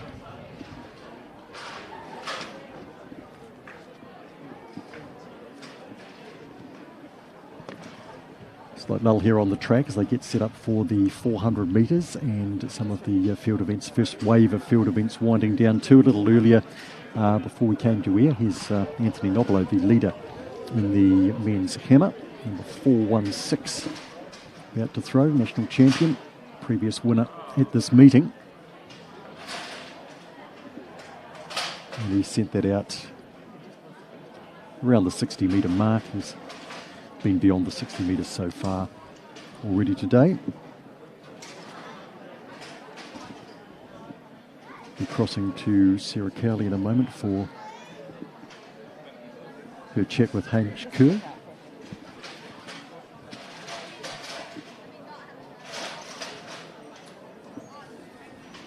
Men warming up over at the pole vault after Olivia McTaggart took out the women's event with a new meet record of 4:31. Imogen Iris also 4:31, but Olivia winning on a countback.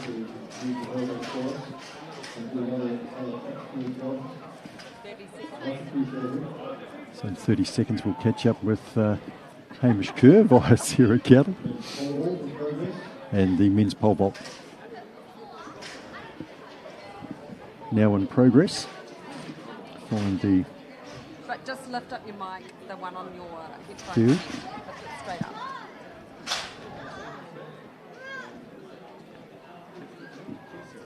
Max Atwell, who's just been out on Well, the track. I'm here with the new national record holder in the New Zealand high jump, Hamish Kerr. Congratulations, 2:31. How did it feel?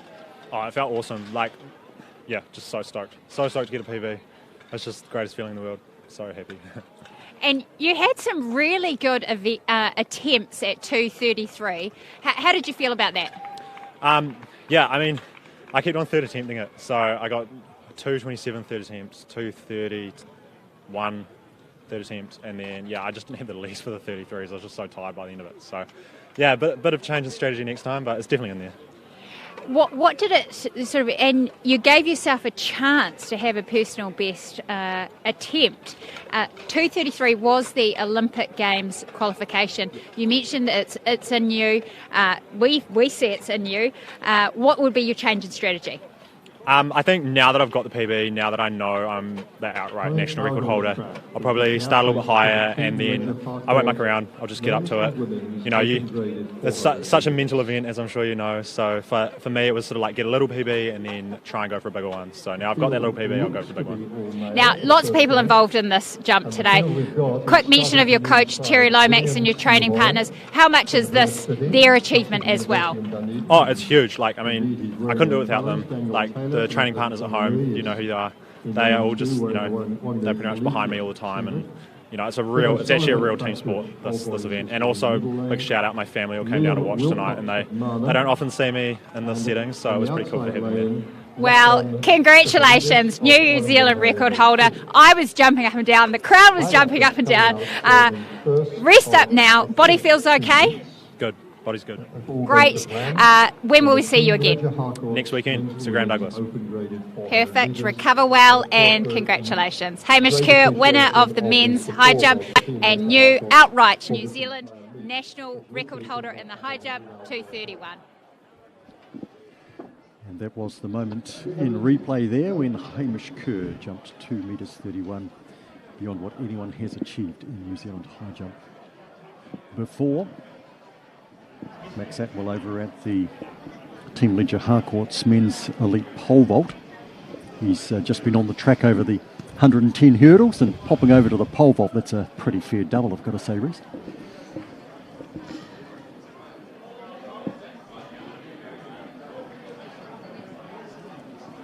Three competitors in the Team Ledger Harcourt men's elite pole vault. Etienne Dupree and James Stain from North Harbour Bays, and Max Atwell, Christchurch Old Boys. Looking forward to seeing James Stain. Turning our attention back to the track and the 400 metres with Hamish Gill in lane number 5, probably the man to watch after he stepped up to this trip last week and ran an outstanding 47 and 72, Reece Buck. Yeah, and we've got a couple of athletes there coming back from the 100 a little bit earlier. Sarah V. Sossasi in there, as well as Hamish. Rowan Blakey next to Hamish Gill, ran second in the Porritt Classic, personal best 48 and 86, and Hamish Gill obviously won that with his first attempt over 400 metres, stepping up from the 1 and 200 metres. So Hamish Gill, 4:14. And James Ledger in there in lane 4 in the, I believe that's the Kiwi Athletic kit. He's entered as Kiwi Athletics, but certainly running in the Team Ledger 400 here, named after his parents' business. And they're underway in the 400 metres with eyes on Hamish Gill, who last week was strong for the first 300 metres. I thought he'd struggle. In fact, we've got a...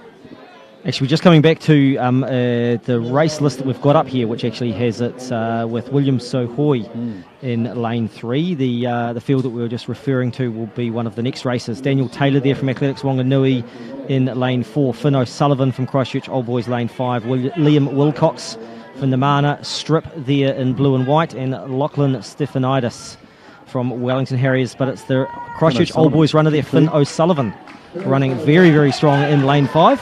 Ran a great last bend. He's kicked out for quite a comfortable victory. Number 394 coming through for second. Yeah, Liam Wilcox there, Mana Athletics, running really well for that second place.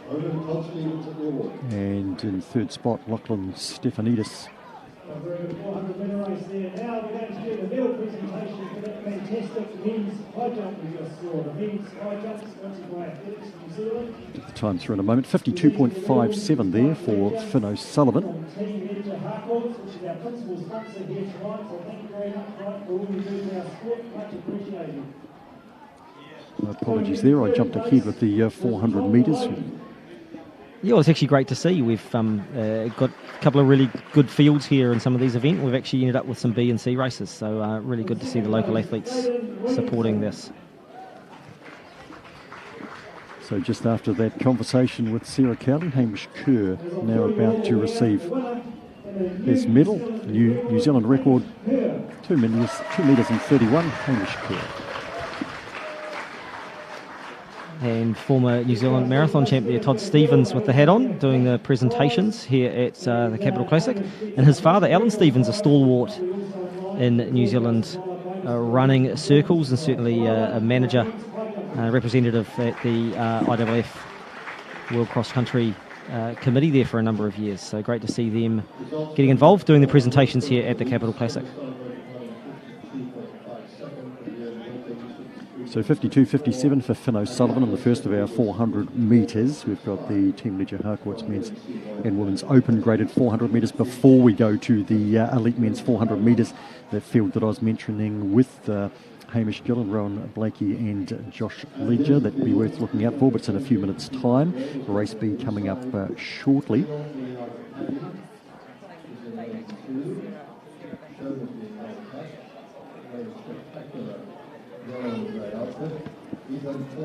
And back at the hammer throw cage, Lauren Bruce about to enter for another throw, the comfortable competition leader, but down on what she threw last week at the Porritt Classic.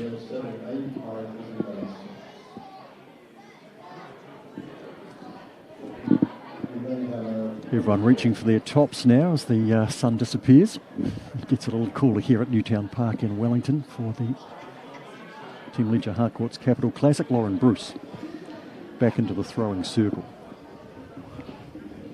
Just 4 athletes left.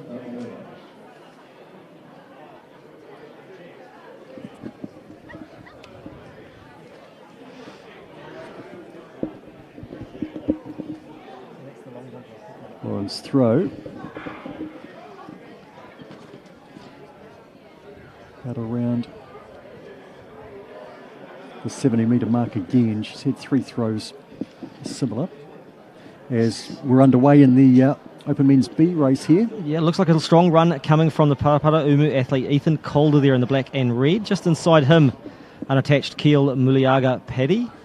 On the inside of him, Zahi Bay Amateur Athletic Club, Ethan McKenzie. And on the outside, it looks like Aidan Porritt, maybe from the Palmerston North Club. 4:39, Ethan Calder. He's going to straighten up in front, and he's worked very hard, still strong. And he looks comfortable enough, as comfortable as he can be, down to the line to take this out.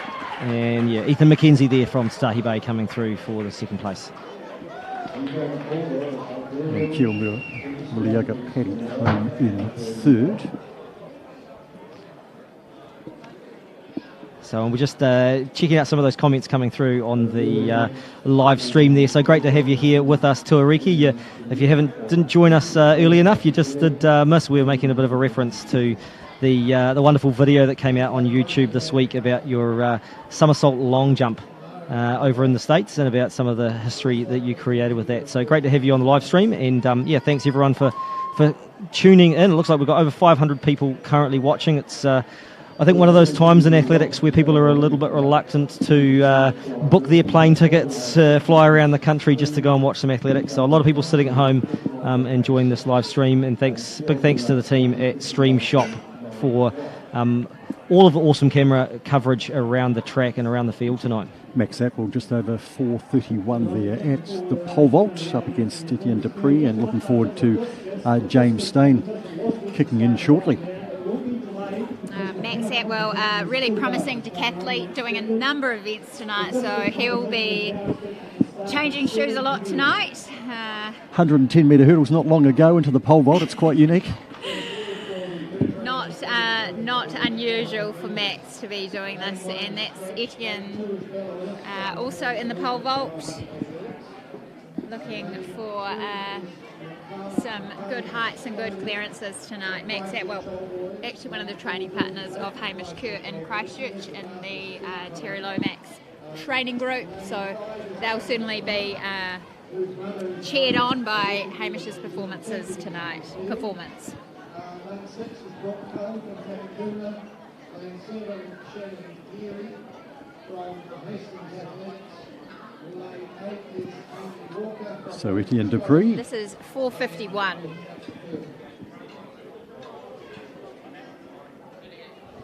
And running Unfortunate through. run through. You've seen a few of the girls in the competition earlier. Just a little bit tricky to run without the pole, let alone with a pole in the air. Just trying to work out those wins. Max Atwell, he'll have his attempt at 4:51. As we see the competitors in the Premier Women's 400 metres. Sponsored by Mediterranean Foods, the women's elite 400 metres. Blake Jordan, who's third at the Porritt in a 55.04, is in lane number 4. Cameron Smart next door in lane number 5, who's been a steady improver throughout the season to a 54.68 as Max Atwell soars over 4:51.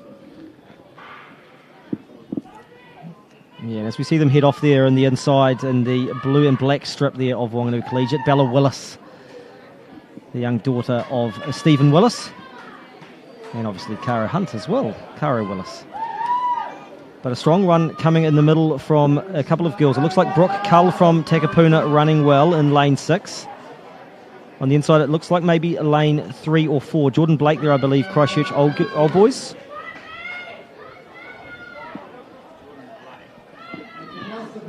So it's Cameron Smart in front. Coming after her to the corner here is Jordan Blake. So Cameron turns first, but she's gone very hard. Jordan Blake coming home strongly now on the inside. They're well clear of the remainder. But kicking well is Cameron Smart from North Harbour, and she will see it through over Jordan Blake.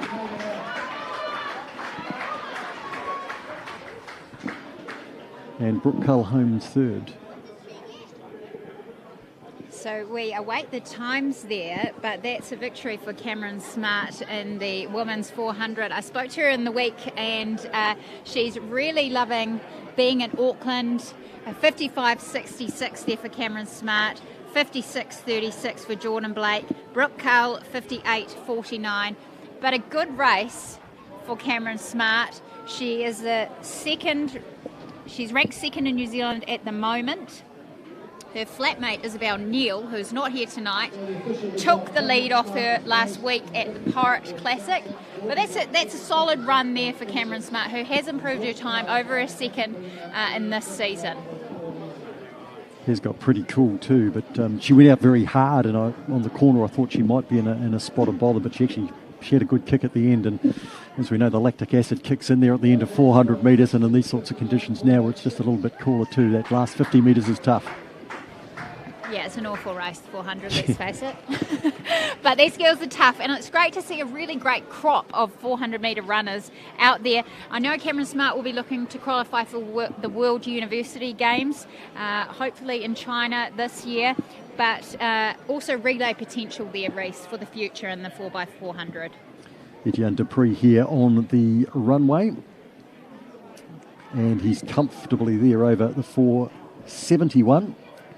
Now, after a prior run through, gets the white flag, and he's got a bit more left in him. Yeah, look, and Sarah, you mentioned about the 4x400 in the relays. It's certainly for New Zealand. We saw with the girls in Glasgow at the Commonwealth Games.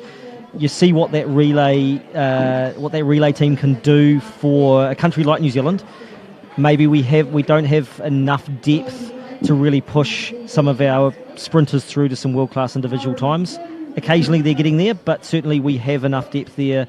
If the girls and boys can get competing against each other in the 400, there's certainly enough depth there to put together some decent relay teams and maybe get to those World Championships. Like you said, the World Student Games, possibly even the Olympics, Commonwealth Games, and so on. But it's that team atmosphere. I think that's probably what drove the Glasgow team. Yeah, and Brooke Cull, who was in that race, finished third. She was a member of that Glasgow team. I think there is definitely the 4x1s at the moment seem to be in a better position in terms of a relay-wise, but there's no reason why these girls, or boys, if they do run as a group, really look to get their 400 time down, that they can look to put a case to the selectors and say, hey, we should be there too. So hopefully they can work together, run fast individually in terms of a 400. There is a group around, Cameron Smart, Isabel Neal, Jordan Blake, Maya Broughton also from Christchurch, that can be in that potential. But like you say, it's a team effort. People need to step up and then put their case forward. Yeah, look, and we see it with the pole vaulters in Auckland, with the throwers down around Dale and the group down there in Christchurch. We've seen it in the past, like I was saying before, with the 400 metre runners. But certainly, to invest the money, you have to show that there's something to invest in there. So it would be great to see Athletics New Zealand looking at those groups that are coming through and saying, hey, how can we support them as a team? Yeah, I mean, you bang on.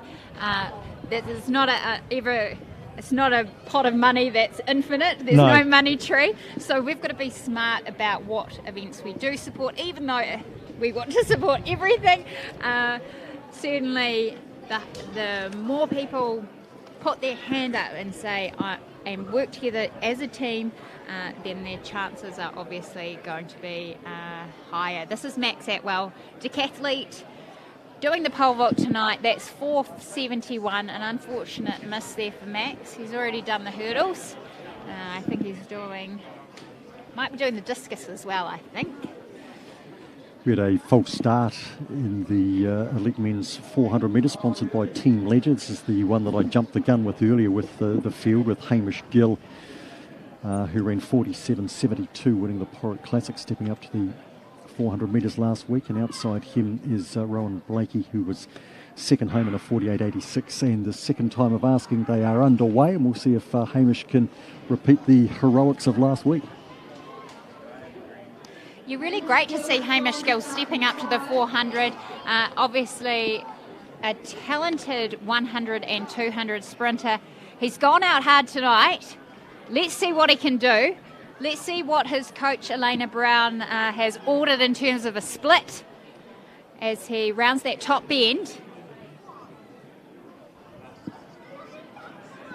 Rowan Blakey in second place, swinging the corner. Josh Ledger in there as well. Hamish Gill now grits the teeth and winds up down the straight. We'll see how he goes comparing to last week. He's having to dig deep now, though. Good battle for the miners, but Hamish Gill will get there comfortably on Rowan Blakey second. We'll get that time for you. He was tremendous last week. Very, very hard through the first 300 metres, but he was really doing it tough the last 50. Yeah, that's a brave run there by Hamish Gill. Time 48.92 by himself out the front. But you have to, when you're learning the event, really, you have to figure out, okay, where's the breaking point? And you could feel that the last 50 metres was definitely a bit of like he was running through mud, fridge on his back. But you know what? That's great courage to see that he has pushed it that far and knowing what he can do. And he's just getting a feel for the event there. Rowan Blake, 50.21. James Robinson in third, 50.38. So a good men's 400 tonight. And again, those cooler conditions, that probably would have been an easier task for them about an hour ago. Certainly in terms of time, anyway. Yeah, and we're just seeing now the women's high jump starting. It's the bar's at 1 metre 62. They'll be inspired by Hamish Kerr's efforts. And also, I remember watching the high jump last year on the live stream, seeing Eleanor Patterson battle it out with her fellow countrywoman. And a lot of those girls that saw that last year, will certainly have taken a lot of lessons from that, seeing those girls jump at those 1.99 the bar went to last year. So let's see what unfolds as that hammer goes out. High jump bar at 1.62 for those at home. Hammer still in progress. Pole vault, the bar is at 4.86. Mace Ballantyne there just walking out of the hammer cage. And if you've just joined us, this is the 17th Team Ledger Harcourts Capital Classic. I'm Mark Rosanowski, alongside me Reece Buck and Sarah Cowley. And through the first half of the program, we've seen 2 meeting records and a national record in the high jump to Hamish Kerr with 2.31 metres, and the other meeting record belonging to Olivia McTaggart, 4.31 metres on the pole vault, which she won on a count back over Imogen Iris. So the field events once again living up to the billing we expected at the top of the program. I believe that's Imogen Skelton who just went over the bar at 1.62, as we see now Nicole Bradley, coached by Mike Schofield out of Auckland, winding up in the hammer. Let's see what she can do. As she launches the hammer, unfortunately out of the sector there. She's had a few out that side tonight, so frustrating night for her, I guess. As we are in the final few rounds of the women's hammer and men's hammer. It's a combined event tonight. We've got Lauren Bruce, we see there, as she takes off the layers. We've put on a few extra layers ourselves up here. We've got a great view of Newton Park, and we see Lauren Bruce coming into the circle. Yeah, I held out as long as I could, putting the top on, but thought being brave was actually just going to end up being stupid. Oh, look, it's turning into brilliant 800 metre and 1500 metre running conditions. We're going to see that the women's 800 metres and the men's 1500 not too far away. So, that little bit of chill in the air, I think it's going to be nice for them warming up. I had a warning to bring my puffer jacket after Christchurch, where I froze out in the field, but I got all my kids' gear packed, Max and Poppy. They're watching at their grandparents tonight and didn't bring the puffer. But this is Lauren Bruce. She does not need a puffer jacket. That hammer is gone a long way. She's got the white flag. Looks around the 70 metre mark. She's been consistently around that mark, Sarah, without actually pulling out the big one that she's been able to do at the Porrick Classic and, at least a couple of times this doesn't season. have her, what has now turned into her rival, frenemy, Julia Ratcliffe. And we see the final results in the women's long jump at the Team Ledger Capital Classic. That's Lily Szabo, 5.98 metres. Beaten on countback last week, and she exacts her revenge tonight.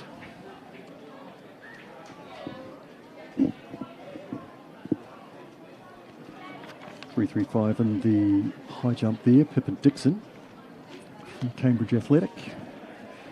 And over at the pole vault, Etienne Dupree running through. They're at 4.86 the bar now at the pole vault. Just looking at James Stain, the favourite for this event. He's still in his warm gear. Oh, that's 71.66 for Lauren, so she'll be happy with that. Best of night.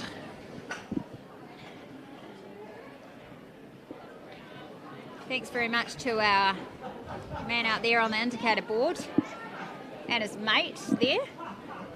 Doing a great job there, guys.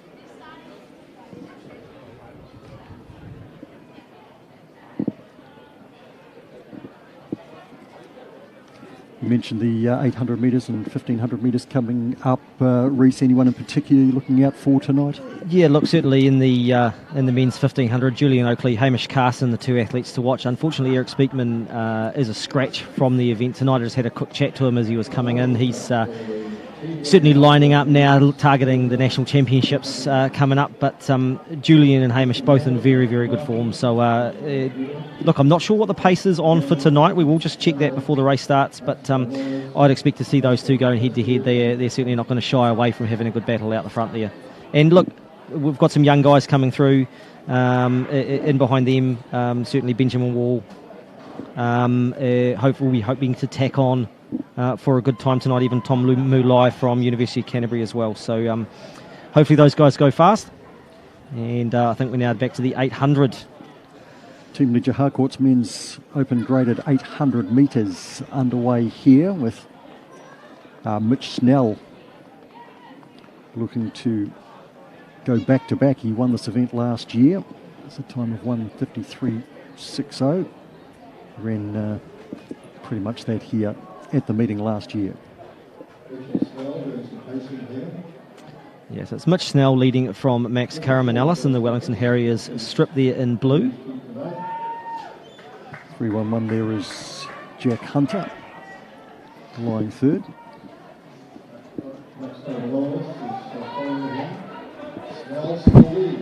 So a couple of young athletes in there. Just one to watch there in the white strip there of Karori Athletics. Another one that, as I said before, I will be getting to see running here at the McKevity Shield just in a week or so. Alex Martin from Wellington College, 16-year-old, running well.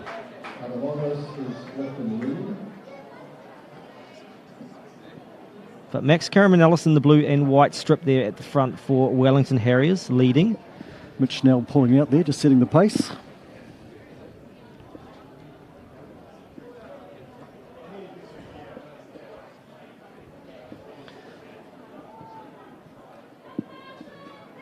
So 4.90, Max Caramanellis going to lead into the front straight, running strong at the outside though, 3.63. Carson Vesti trying to finish off over the top.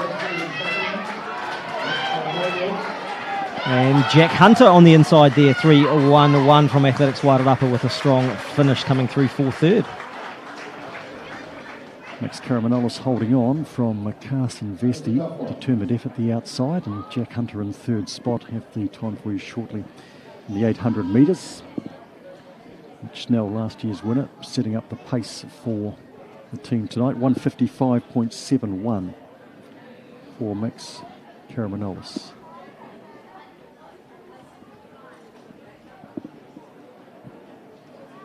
So we've got 1:55.71 for Max Caramanellis. In first place, Carson Vesti, 1:55.92. And third, Jack Hunter, with the Corbett PB on 1:56.32 in the third.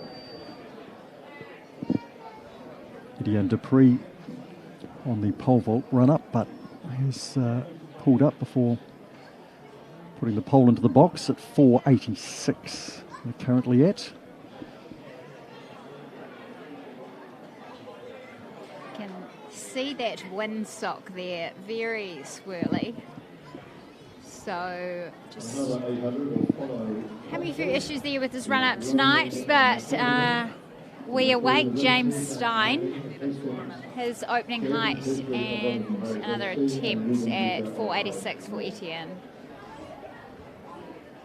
That's Lauren Bruce, the winner of the women's hammer there in the green tights that we can see. Saved her best for last, 71.66. I think, don't take that as an official result, but there we go. Do take that as an official result. Helen, she's onto it. 71.66. Nicole Bradley, 60.22. Macy Ballantyne, 53.80. So that's the women's hammer. Lauren Bruce. Second week in a row that she's pulled out her best in her sixth throw. Yeah.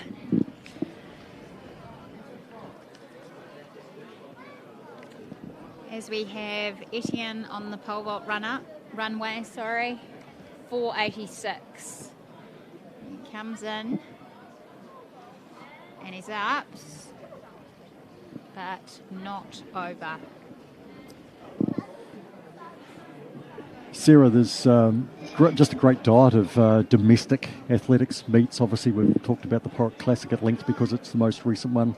Last week, the International Track Meeting at Christchurch. Before that, the Potts Classic, the Mile Night at Cook's Gardens. Got the Sir Graham Douglas next week, and then just a fortnight away from the National Champs. It really has been good, consistent competition for these athletes. It has. It just is a false start there in this next 800. But what a great summer, it's been great because athletes have come out and supported these meets. We've had amazing officials that have been able to volunteer their time and give them ups for the athletes to be able to perform. But looking forward to the rest of tonight, and also as we lead into the Sir Graham Douglas meet in Auckland next weekend, and 3 days of the National Track and Field Champs in the Hawke's Bay, the 5th to the 7th of March. 800 metres and 4 going round in this. It's Ruben Duca in front of Jaden Kesri, and they've put a big gap on the other two rivals, Zach Manning and Ronan McElveny. 4.91 Jaden Kesri will lead round into the front straight, and for company 3.60, it's actually Zach Manning on his tail there, so Zach Manning, my apologies, in second spot, and they're well clear there of 4.69 Ronan McElveny, and 4.32 Ruben Duca at the back. Lap to go, and they've just gone through in about an even 1 minute.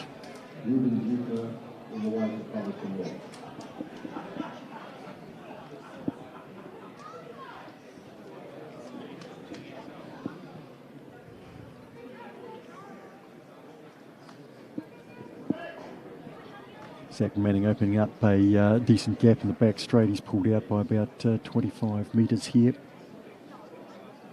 on Jaden Kesri.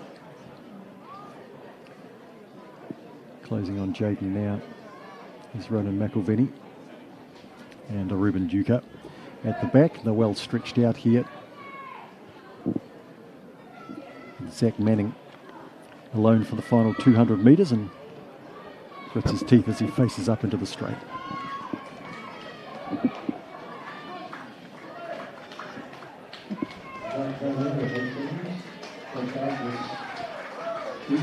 Zach Manning of Hastings Athletics in around 2 minutes and 5.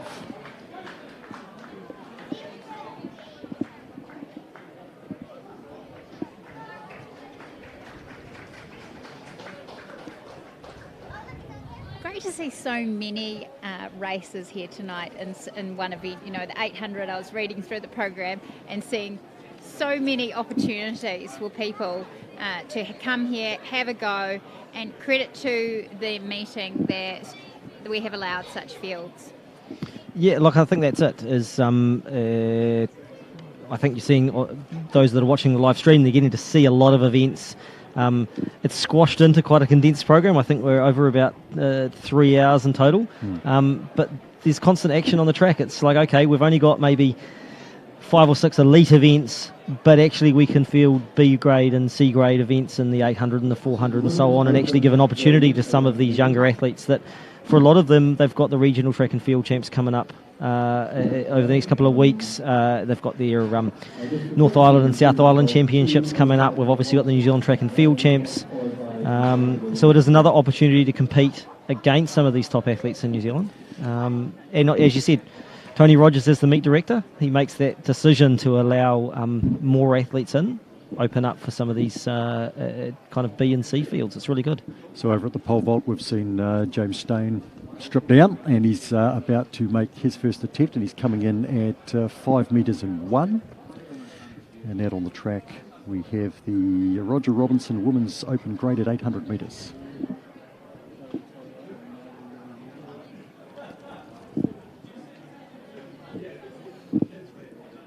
There's James Stone. I was asking him how many poles were in his pole bag earlier today. He said he brought down 8 different poles. Well, his coach Jeremy McCall has driven them down from Auckland. Very difficult to transport poles anywhere. And he said he'll probably use about between 5 or 6 tonight. I used to travel with decathletes a lot, and pole bags, seriously, just an absolute nightmare. Yeah, I remember we'd arrive in Europe with a team, and all the distance runners would pile into a little car, and we'd head off to our accommodation, and the pole vaulters would spend half an hour trying to figure out how to attach a pole bag to a little Suzuki Swift or something. It was pretty amazing. That you see them, they're like, you try and, if you want to give them a hand, it's like, no, just, we've got this, and they will get it on the Swift, you know. We're here at the B race in the women's 800 metres. So you're seeing there on the screen a number of the blue and white strip there of the Wellington Harriers athletes, a strong group training together of young girls here in Wellington, coached by Chris here and Anne here. Anne here, an Olympian over 5,000 metres for New Zealand back in Atlanta in 1996. So great to see her putting her knowledge back in and having these young group of girls training so well together. They do. Every weekend we see them racing here at Newtown Park. We see them at all the secondary school events. Really, really dominant, but great to see taking each other on and going to push themselves through some good times here. I and looks like Ruby Barton just taking the blocks off the track. Actually, I think she's one of the officials tonight. So appreciate the work that she's doing to get all these girls on the track tonight, and obviously get the girls that have just come out of blocks, get their blocks off the track to get them round. Yeah, and look at one of the youngsters there, 17-year-old Joanna Poland. She's just moved to the front, just in behind her, Maya Wilkinson and Ruby Barton, the two Wellington Harriers athletes.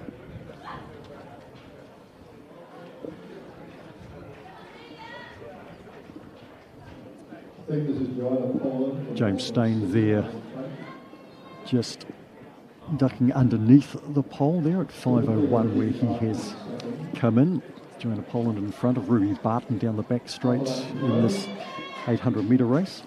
As you said, Poland ahead of Barton, ahead of Wilkinson. It looks like the athlete there from from Olympic Harrier Club, Amelia Harris, in fourth place. That's the four as they come around the bend with 150 metres remaining in this Roger Robinson Women's 800. Poland leads, Barton coming off her shoulder now, the taller athlete to the outside and looking to kick hard here over the top of Joanna Poland, who is giving plenty on the inside, and she's found a kick and she's going to find the win over Ruby Barton. So the athlete coming all the way down from level 2, Auckland.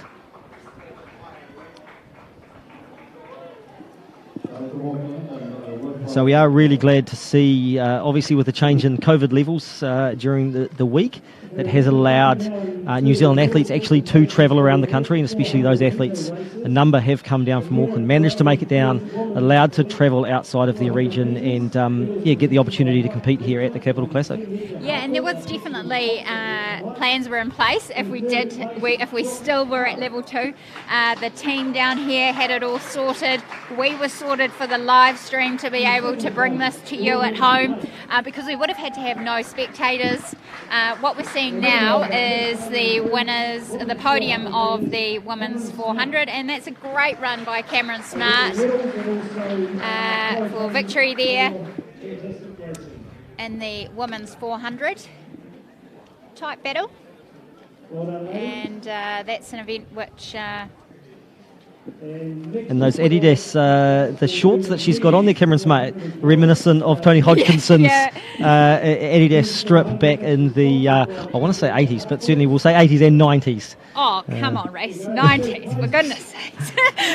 I keep on thinking she's older than me, but no, we will. It's certainly a 90s strip, but... well, actually, her mum's still doing some training with it, so I think that's pretty impressive. You'll have to watch out for my locker room story on Cameron Smart coming soon, in progress. But also acknowledge her father, Alistair Smart, who was also a great decathlete as well. So great genes from both sides of the pool. Joanna Poland, 2 minutes 19. Now we go to the women's elite 800 metres, featuring Rebecca Green and Catherine Camp. Got some double ups and lanes here, Reese. giving an opportunity for some of those girls. We don't want to limit it just to 8. There's a number of girls in there that will hopefully be able to benefit. Kimberly May there with a 2:12 personal best. Brianna Lee in there, 2:12 as well. Those girls hopefully will be able to tack on to those faster girls, Rebecca Green and Catherine Camp there in the middle. Some great battles over the summer in this event, and looking from a distance running perspective, it's great to see Rebecca Green actually stepping down and being really competitive over 800. In my head, I just see her as a cross-country and distance runner, and look, I guess getting back to maybe some secondary school stuff where she did run some shorter things. She was an exceptional junior athlete, 7th in the World Juniors, and it's great to see her back on the track. That's Catherine Camp out the front there. She was the winner of the Porritt Classic. She set the meeting record here too for the Team Leisure Capital Classic back in 2019 with 2:02.63, and she's taking up the pace here over number 367.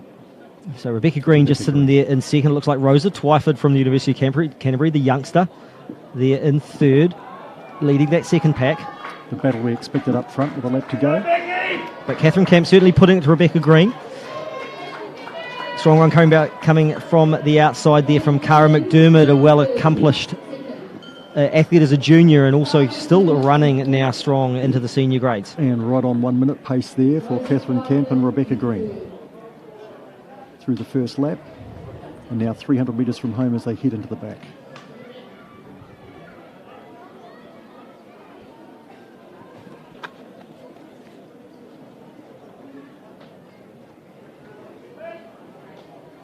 Catherine Camp has set the pace from the outset. Rebecca Green right on her back. Just outside of screenshot here, we can see down here on the track Rosa Twyford coming up quite strong. There she goes. It's the young athlete from University of Canterbury there in third and coming up on these two leading athletes. Cara McDermott lying in fourth spot and also closing off fairly well. Catherine Camp leads on the turn. Strain showing on her face here. Rebecca Green, I don't think she's got much answer. Good battle on though for third. Strong finish here, number 325. Sophie Atkinson is coming out very strongly. Catherine Camp's going to win. And just gets there. Sophie Atkinson flew and Rebecca Green is third. Yeah, very strong last 200 metres from Sophie Atkinson. She had been back in 5th place as they went around that bend with 200 metres remaining. So a very, very strong last 70, 80 metres. Certainly the effort told after a 1 minute first lap there. We'll get the official time shortly. Catherine Camp, she had done enough, and Sophie Atkinson got close in the end. Rebecca Green is third. And Cara McDermott looks like in fourth spot and around about 2 minutes 10.12. We can tell you exactly.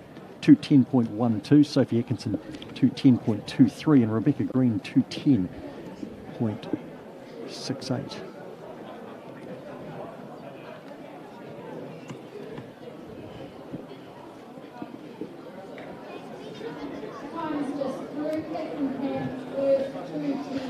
So I think those times are, I think, a reflection of that we've got a little bit of wind picking up here at Newtown Park. For those that are not familiar with the track here, we can have a meeting here where we get a national high jump record, and then half an hour, 45 minutes later, that temperature has really dropped. It is a little bit chilly and the wind is picking up a little bit, making it a little bit difficult for those distance runners having to run a couple of laps around the track. And certainly when those two girls go out and push hard right from the start, they went out through that 60-second, just over 60-second mark, and that was always going to be tough coming home into this headwind. You see Josephine Reeves there, just coming off the high jump pit, one of our young up-and-coming stars here in Wellington, one emerging sports emerging talent here in Wellington, I think 2 years ago, with some of the great high jumping she was doing. And I'm actually looking forward to seeing how these girls go head-to-head. Alex Highland, Imogen Skelton, Josephine Reeves. They're now starting to get up to I think they're at 1.76 now in this women's high jump. Yeah, we've had two girls over 185 this season, Kelly O'Hagan and Josie Taylor. Reeves, as Reese mentioned, has a PB of 186. So as a young high jump, that exceptional personal best there. Let's hope that we can see her back to that sort of form.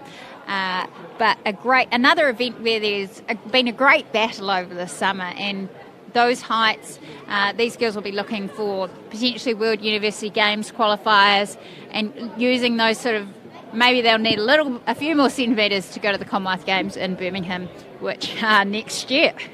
But look, this must be, you're talking about 4, maybe 5 girls that are jumping over 1.80 in competitions together. Yeah, it's great. It's great. I imagine, even without the Aussies here this year, that's got to be great for New Zealand women's high jumping. Absolutely. That's Josie Taylor there, just coming off the mats in her clearance of 1.76 m. A little bit colder for the girls after that beautiful Wellington cracker sunshine on the high jump apron this afternoon. Really set the scene for Hamish Kerr, but let's not write them off in terms of a performance, because it has dropped in temperature. These girls are capable of jumping high, and they need to use whatever opportunity they've got to actually get out there. Men's discus, looking forward to seeing Connor Bell throw shortly with Alexander Parkinson and Sion. Yeah, you hit a nice 60-second lead as well. 176, pretty good last week. The jump off was 173 amongst the 3 girls. That was another of the fiercely contested women's field events last week, the high jump, and they end up having a jump off at 173. So over 176 tonight. I guess they're happy, even though they can go higher. Interestingly enough, the men's pole vault has finished. I didn't see James Stone actually achieve 5:01. I didn't see him clear a height. I was watching him come back, and he was looking rather disappointed. Okay, well, just as you say that's James there. We don't quite know what's happened in the men's pole vault. Apologies to people that were looking for that event, but we will get an update from that for you at some stage. We do have the men's and women's discus warming up at the moment. They were slightly delayed because of the hold up at the hammer cage. So I know a few of you on the live stream there are wanting to watch the men's and women's discus. The high jump bar is now at 180. Josie Taylor still in the competition. If James Stone didn't achieve a height, then Etienne Dupree would have won that over Max Atwell, so we'll await official confirmation there.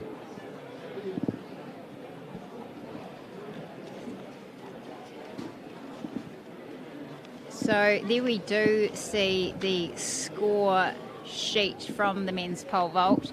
You can see James Stein there so he did clear 4.71 m, so is the winner there in the pole vault. You can see Olivia McTaggart just in the background there, taking that pole bag, as we referred to, off the track, loading it up onto Jeremy McCall's car.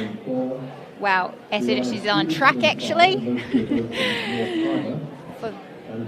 James sorry, didn't, yeah, so apologies he did for miss that. At 5:01 3 times. So Etienne Dupree will win with a clearance of 471 over Max Atwell 451, and James Stone, unfortunately, not a good night for him with 3 misses at 5:01. So no height there for James Stein. No height. We've got the women's 100 metre dash now, the elite dash. We're down to a field of 5. We have had some scratchings here. Good to see Rosie Elliott back tonight after pulling up last week. Brianna Stevenson, of course, we've seen at the long jump along with Lily Zabo. Natasha Eddy and Jenna Maples, the other starters in this 100 metre dash. Just a jump there from Keely O'Hagan, first attempt 180.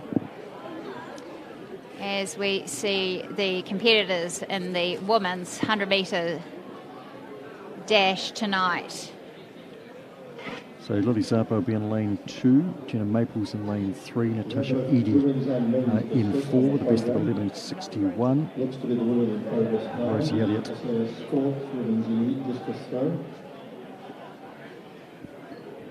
So no Rosie Elliott there after she hurt her hamstring, I Hamstring believe, last week, at Porritt. I was surprised to see her in the lineup there, so she is out.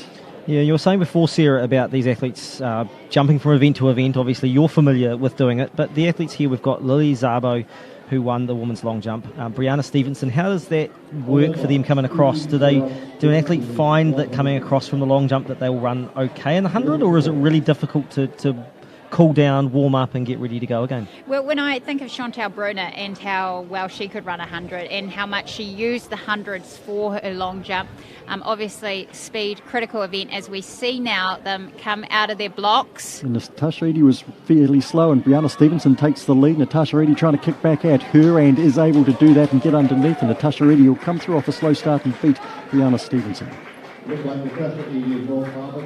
Really strong run there to come through by Edie. She had some exceptional form early in the season, running a very fast 200, low 23. They're training partners, Brianna and Natasha. That was a really good run by Brianna, coming off the long jump.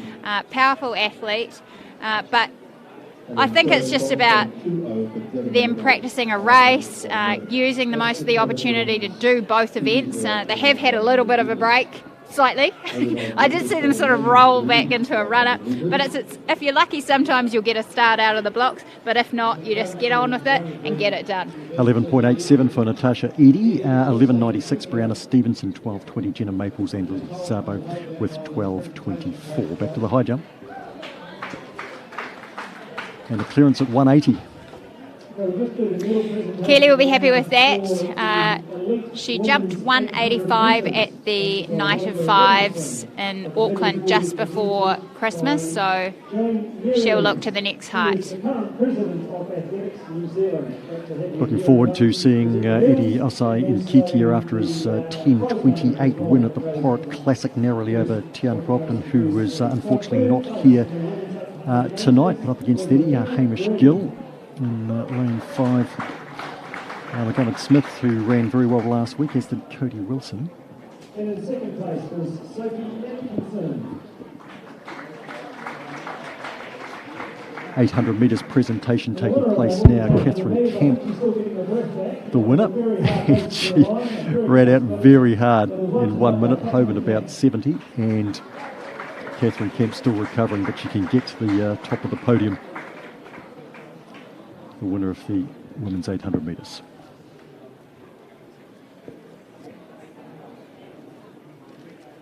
And Josie Taylor is also over the bar at 180. As we see those sprinters warming up for the 100 metres. This is Josie Taylor. So we've got Josie Taylor and Kelly O'Hagan over the bar at 180. They have both cleared 185 this season. So we've got the bar now going to 183. So a good competition there in the women's high jump. We've got the women's and men's discus. They've been delayed tonight due to the hammer. Sometimes it happens. And that's Savannah Sheen. She's had a great season so far. She'll be looking for a good throw out here tonight. An Auckland athlete coached by Mike Schofield, training partner of Connor Bell and Alexander Parkinson, who will also be in action tonight.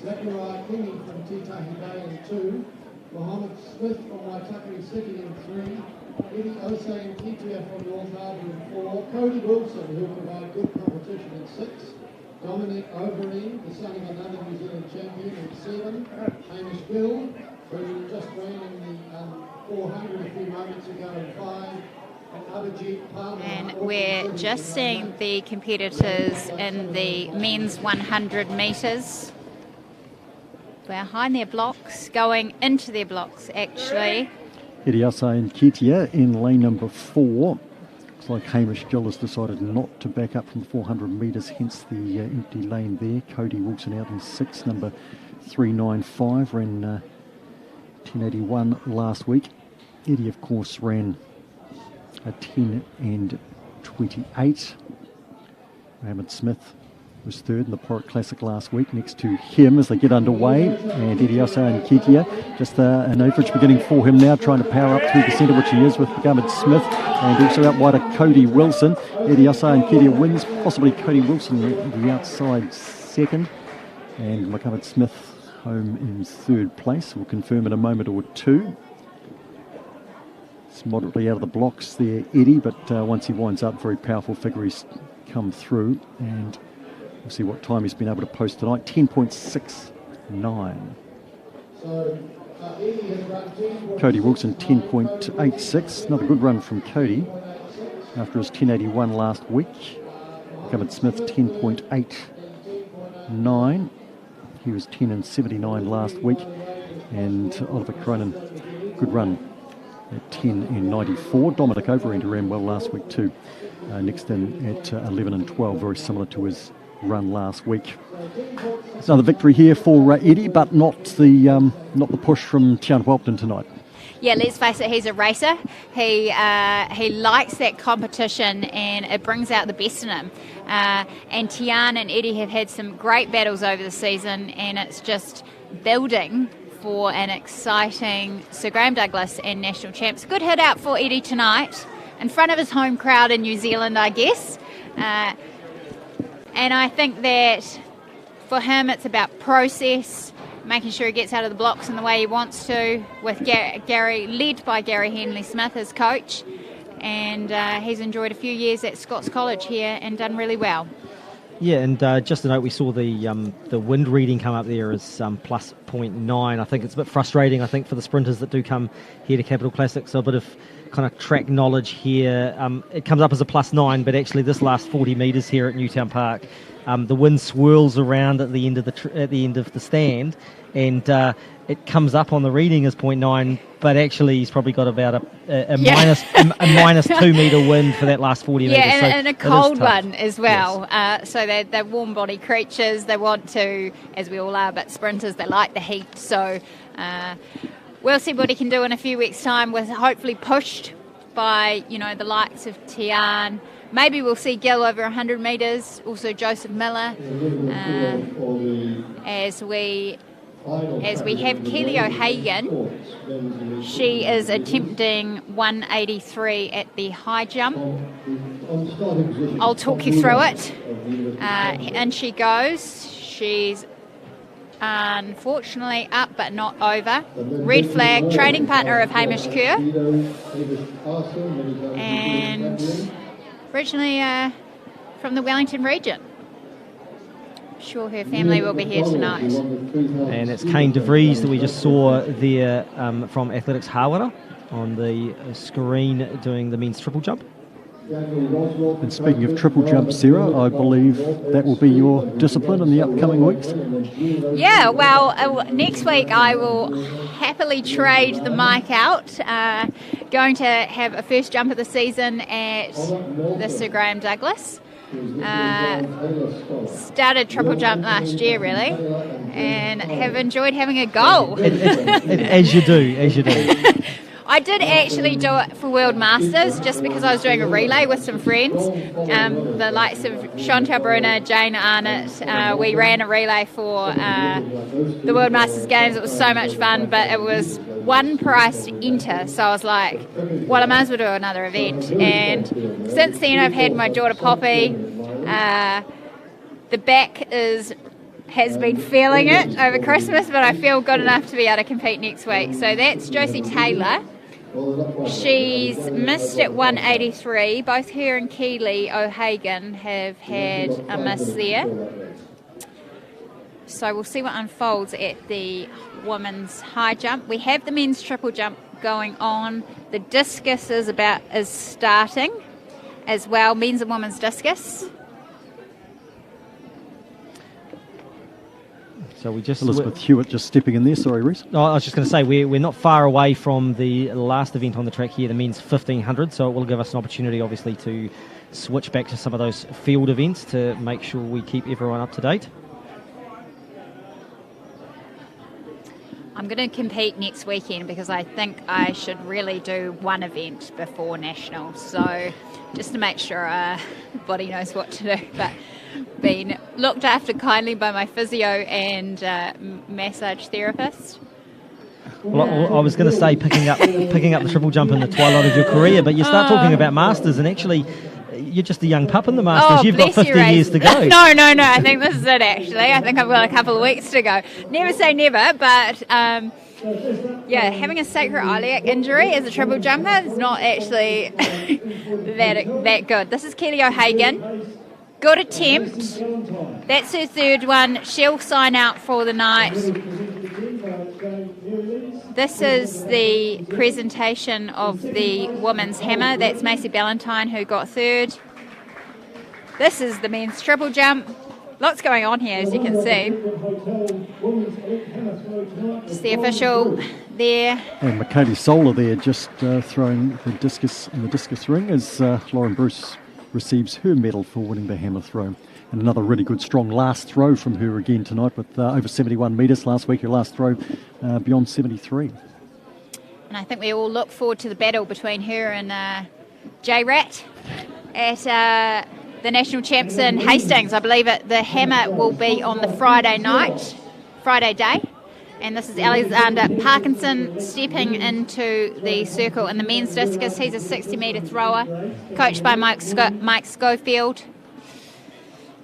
Won the Porritt Classic, a two-man field up there. Was up against Connor Bell tonight, which will be stern opposition. The winner of the 20 men's elite hammer throw tonight was Anthony Novelos. I've waited a long time to get out there tonight, but they're into it now.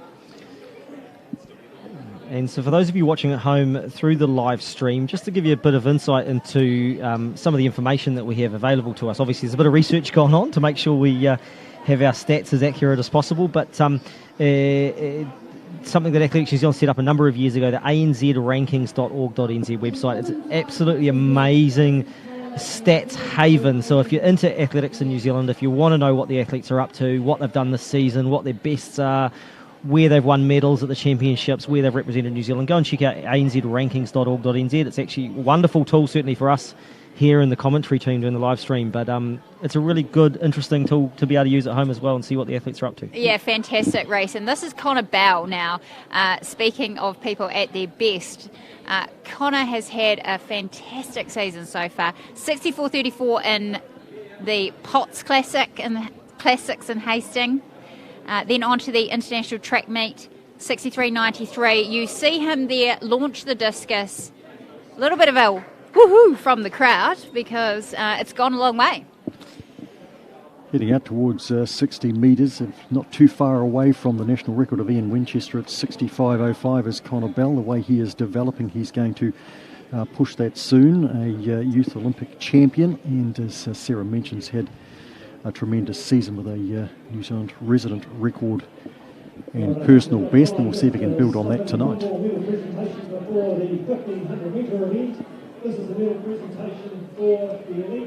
The women's high jump has concluded. You can see the mats down at the far end. The bar is off. No athletes cleared 183, so it was Kelly O'Hagan and Josie Taylor. There's two Josies. There's two Josies in women's high jump at the moment, so make sure I get the right one. That was a win of 180 tonight in the women's discus now. Unfortunate into the cage there.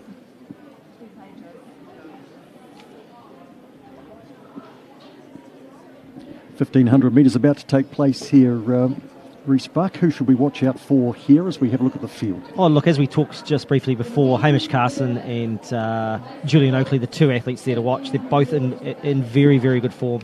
But the youngster there, Benjamin Wall, coming off a really good performance at the New Zealand Mile Championships just a couple of weeks ago. I think he's going to be pushing those guys at the front. It's the last track event of the night. It's a decent-sized field as well. Yeah, so we can see there early Julian Oakley in the black and green strip, Hamish Carson in the yellow, Wellington Scottish strip just in behind them here in second and third. So Hamish, obviously an Olympian, ran at the Rio Olympics for New Zealand in the 1500, an accomplished, I guess, the grand old man here in this field with these youngsters. But Julian Oakley there running really, really well. He ran 13.34 for 5K back in December. He's in very, very good form.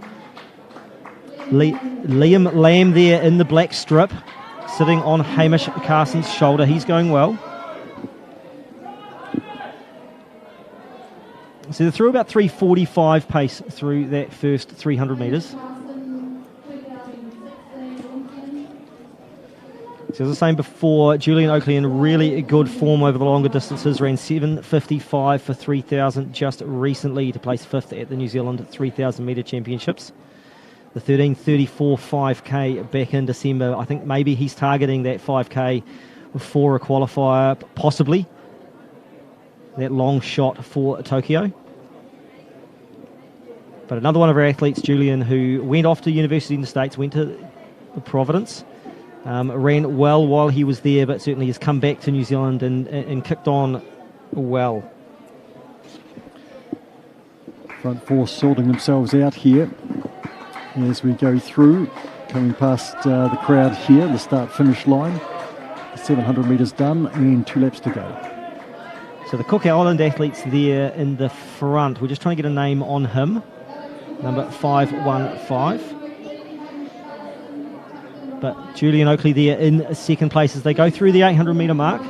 So they're going through there in just on two, looks like 2 minutes 2:01. Julian Oakley in second place. Hamish Carson in third there in the yellow strip with the youngster there, Liam Lamb, tucked in behind them. He's trying to hang on to the back of them, isn't he? Liam Lamb just dropping off the leading trio now.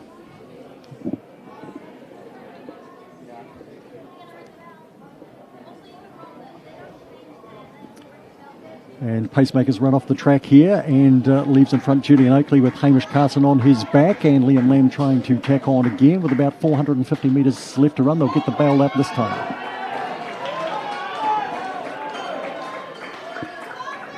We're in 2:46 with a lap to run.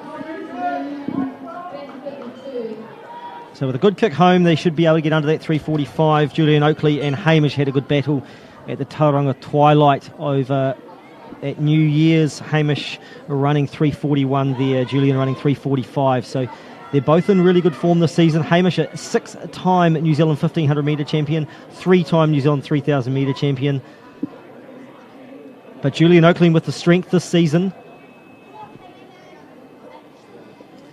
Liam Lamb still going really well there in third, just off camera. He's got 200 metres remaining.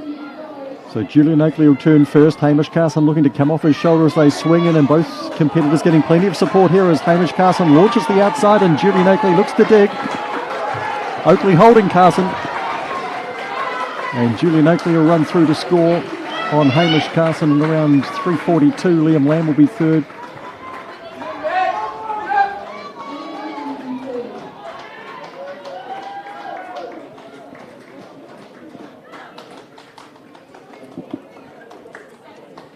Good strong effort there from Julian Oakley, being left in front once the pacemaker stepped off the track with about 500 metres left to go, Reece, and he had to dig deep to hold out Hamish Carson. Did a very good job. Yeah, look, Hamish doesn't win 6 New Zealand 1500 metre titles without knowing how to come home in that last 100 metres. But yeah, a really strong run there from Julian. He did a lot of the work there at the front. And look, he had enough left.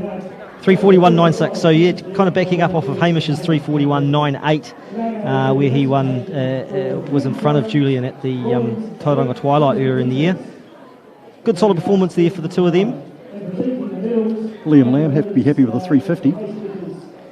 Yeah, certainly for the youngster coming through from Wairarapa, Tom Mulai. Good performance there for him, 3:52. He finished well, Tom. James Harding, 3:52.74 in 5th place. The last track event of the night, 1,500 metres. So we're just keeping an eye on the results there coming through. I was expecting to see Benjamin Wall out there on the track. I didn't see him, although we just have seen the results come up there, 3:52.8. So he did come through okay. He was coming off a really good performance there at the New Zealand Mile Championships just a couple of weeks ago was 5th place there in 4:03, which is I think a 17-second PB over the mile for Benjamin Wall. So yeah, some good running this season for the youngster. He'll be probably a little bit disappointed with 3:52 here tonight. Connor Bell about to go back into the Discus arena. Connor Bell, as he just prepares himself to launch the Discus. Outstanding junior talent. Just waving out to Eddie. He's had a good, Eddie Osei Nikita, good run tonight. Here's Connor Bell. He's not happy with that. Walks out the front, so that's a red flag. That will not be measured. Looked to slip out of the hand and went quite high early, and he knew straight away on release there that that wasn't travelling. So we still have the men's triple jump. Great shot there from our stream shot team. And we have the men's and women's discus still in progress, so stay with us. The track has finished here in Wellington, but we do have the men's triple jump. Yeah, just mentioning about that awesome shot there from the end of the triple jump hit. Look, I think now the tracks are wrapped up. They're able to spread some of those cameras around now to get some other angles out there in the field, and it does take a large number of cameras to be able to film a meet like this to keep everyone happy at home. I'm just a bit worried about that official in a t-shirt and shorts, to be honest. Fortunately, he's got the job of raking the pit. He would have been busy tonight. This is Savannah Sheen. Got the lead on the women's discus for this season. Great talent. Let's see what she can do tonight. She's got a PB of 54.40. And just an excellent speed of release there as she manages to hold her balance, stays in the circle. We'll wait for the measurement. Won the Porritt Classic last week with a throw of 53.10.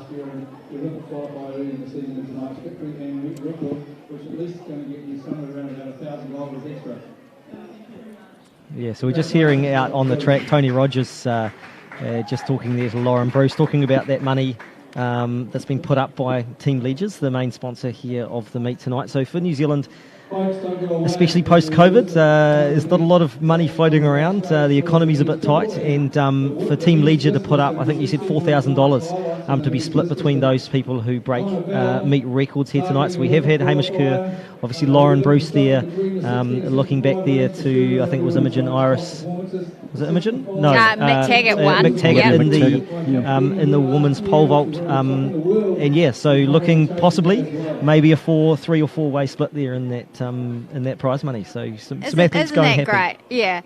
So that's 51.88 there for Savannah Sheen in the women's discus, her throw. But just going back, now we're seeing the men's triple jumps, best at round 3.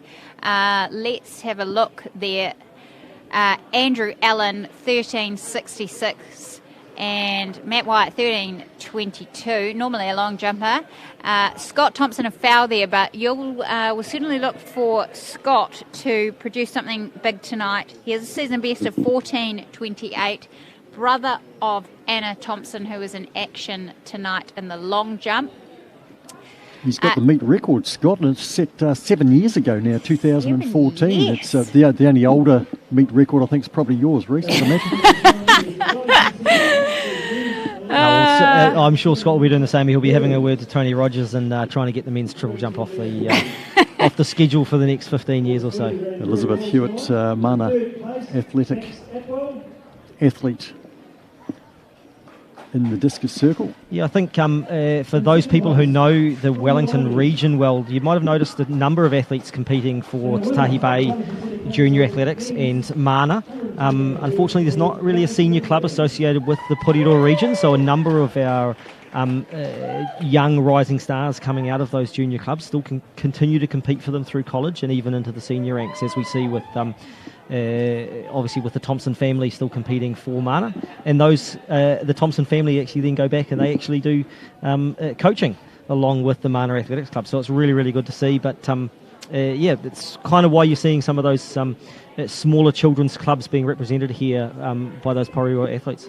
I guess, Reece, about the money that Team Ledger has put up for the bonus, I guess, $4,000 for anyone that gets a meet record to be shared, which is cool. It's not the only money that they've put up tonight. I think that's important to acknowledge as the naming rights sponsor. And while we're here, let's just acknowledge some of the partners as we look to the women's discus. But Athletics New Zealand, Wellington City Council, also Craig's Investments partners, Mediterranean Foods, and some of the long-standing partners of the Capital Classic, Fuji Xerox, the Brentwood Hotel. Many athletes have stayed there over the years. SAS Sports Apparel. And also we appreciate the work and support of Roger Robinson, who has been an event announcer tonight, but also offering up a scholarship as well. I'd encourage anyone who's interested in running to read Roger's book, to Running in History, just an outstanding book. And it's those sorts of things I remember as a kid reading Ivan Agnew's Kiwis Can Fly. There's some part of inspiration getting out onto the track, reading books in history like that, as we see Alexander Parkinson in the discus circle. Right, we're slowly getting through all our medal ceremonies as all these events come to a conclusion.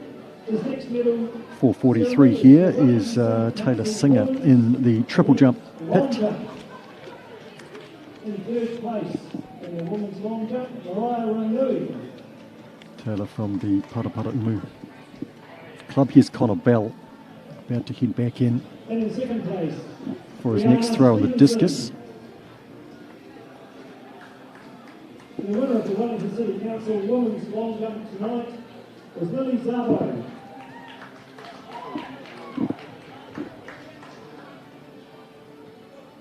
Well done, ladies. Lily Zabo, the winner of the long jump tonight. Again, another very good contest. As Sarah mentioned earlier, it's been changing fortunes, changing winners throughout the summer. But Lily Zabo just under 6 metres doing the business tonight. Lost on a count back last week at the Porritt Classic to Brianna Stevenson. Here's Connor Bell. We will do our best to get those discus distances to you. So thanks for your patience on that as we watch Connor Bell release that. He's much happier than the last throw with the discus out of his hand. But we'll try and get those results to you at home tonight. As we see on the screen there, in the women's, Savannah Sheen, 51.99, best at round 3. And a tight battle there for second. But the competitors Beatty will just have second at 3 the more moment there, rounds. Sarah. Zana Beatty just second over Elizabeth Hewitt. Savannah Sheen comfortably in front there. And in third place tonight. So we go back to the triple. Josephine Reeves.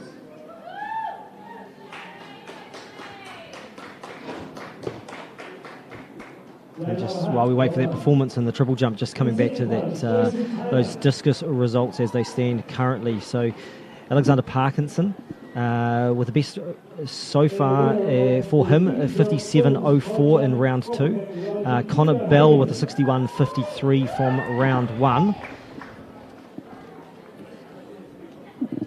And he had a no throw there in round 2. We're just waiting for the update of those recent throws there in the men's discus.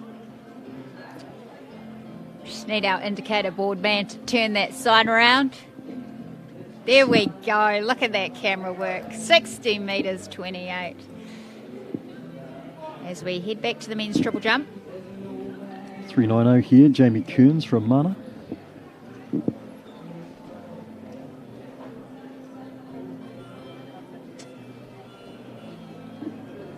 Not quite able to finish off through the pit.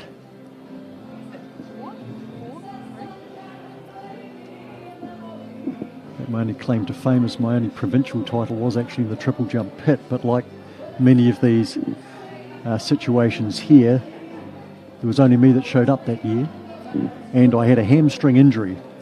I was determined to put in one jump. I made the pit, and fortunate to say, collected the certificate and walked away with the Canterbury title. There you go. Yeah. So it's all you need. Well, it One shot. And it depends very much on the company I keep as to how much of that story I tell, whether it's the provincial title or how many it were was actually. national title. That's what you just told us, Mark.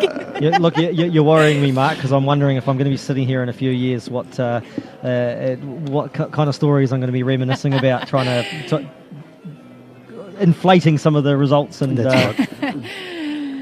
That's what I'm Okay. not doing, sitting in such exalted company, Reese. So you did just see on the screen results after round 2 of the men's discus. They have completed 3 rounds. We are up to the women's 4th round. This is Savannah Sheen. She has a best today of 51.99. Let's see what. I don't think that will be further, but we await that. It's 2 events at the Capital Classic to go in the field. Yes, a quick roundup of those first 3 round results for the women's discus. Taufafo Tafili, the best in the first 3 rounds of 28 metres 20. Savannah Sheen, 51.99. Zana Beatty, best throw there of 44.64. Elizabeth Hewitt, 44.08. And Michaela Solar, 35 metres 80. So that's the best performances for those ladies in the first 3 rounds. Jonty Tripe here at the triple jump from Athletics Wanganui. Not a lot of momentum through the jump. Look, while we're watching that front on, you just have to look at, appreciate the old school stylings of that Wanganui Collegiate singlet with the black stripe. It's a beauty, isn't it? Reminiscent of Chariots of Fire. Reminiscent of young Olympians camps back in the day. Did you ever go to one of those? No, I wasn't. I wasn't a good enough athlete at that age to get dragged along to those. But I've heard the stories. 11.98 There's for no Jonty stories. there. There's no stories. But look, I'm just putting the word out there for any clubs that are looking for a new singlet that need to upgrade. I know Wellington Scottish got rid of the lightning bolts from the 90s Yes. a few years ago, so Yes. they're not needing one. But any of those clubs out there needing to upgrade, take a leaf out of Wanganui Collegiate's books and go for the old school with the stripe across. Not bad. It's kind of similar to the old school, cool school, old boys singlet that Christchurch has. We saw a few old boys athletes out tonight, but that Wanganui Collegiate singlet, proud history. And as we look to the triple jump, But the winner, I think you all saw it, Edward Osinga-Kitia. just getting some inspiration there for next week, personally.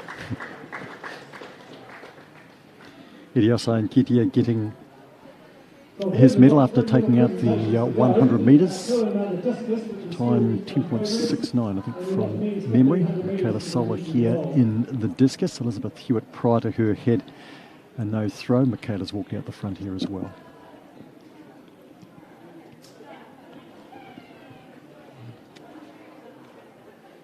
Oh, here is the old boys singlet.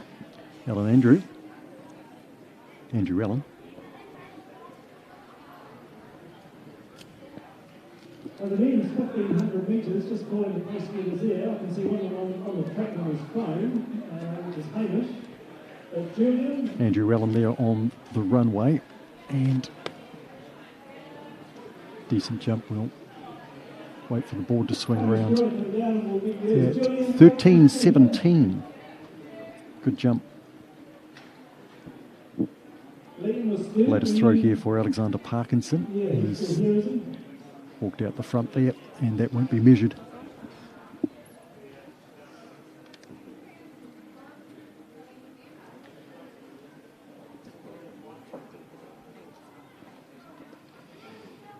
Good battle second and third there in the discus and behind Savannah Sheen.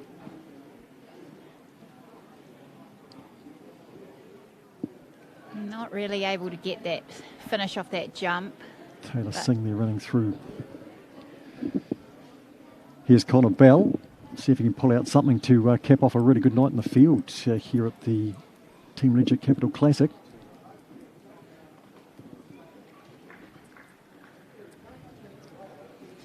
He'll be looking for a share of that prize pool.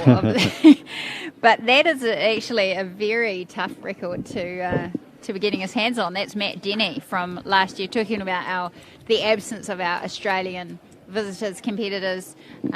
He has the record at 65.47. That was a super battle last year too, that discus. It was Yeah. a strong field, and he came through towards the end. I think, if I remember rightly, Jackie Dye here on the runway. Another athletics Wanganui. 59.70 there for Connor Bell, so his 61 throw still his best.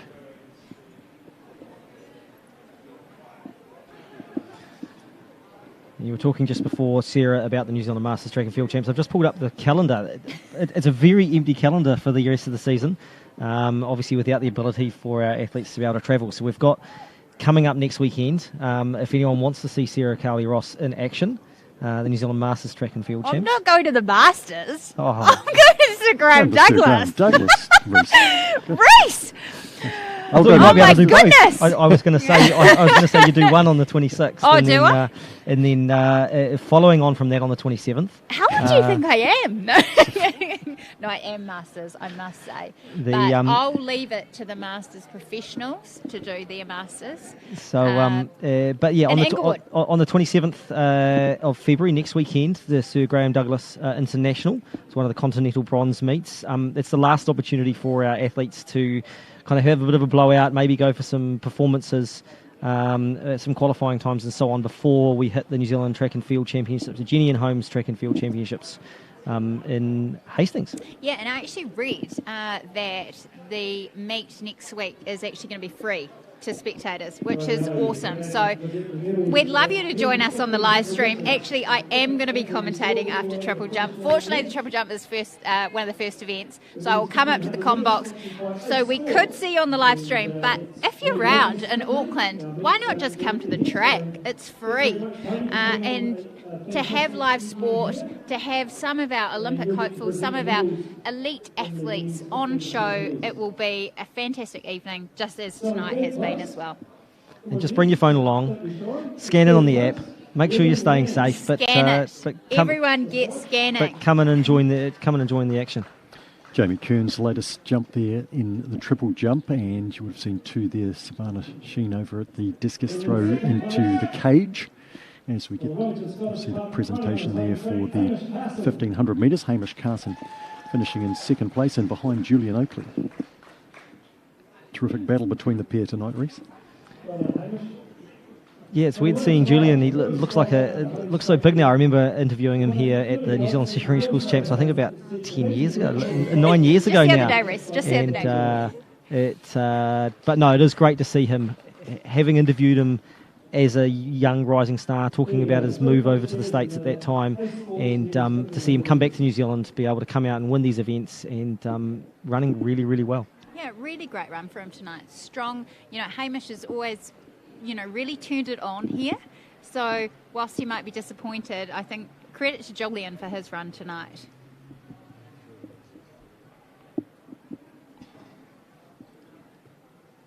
Michaela Sola, 15-year-old, learning a craft there. 12.18 at the previous triple jump. As we wind down the 17th Team Ledger Capital Classic, 11.71 over there at the triple.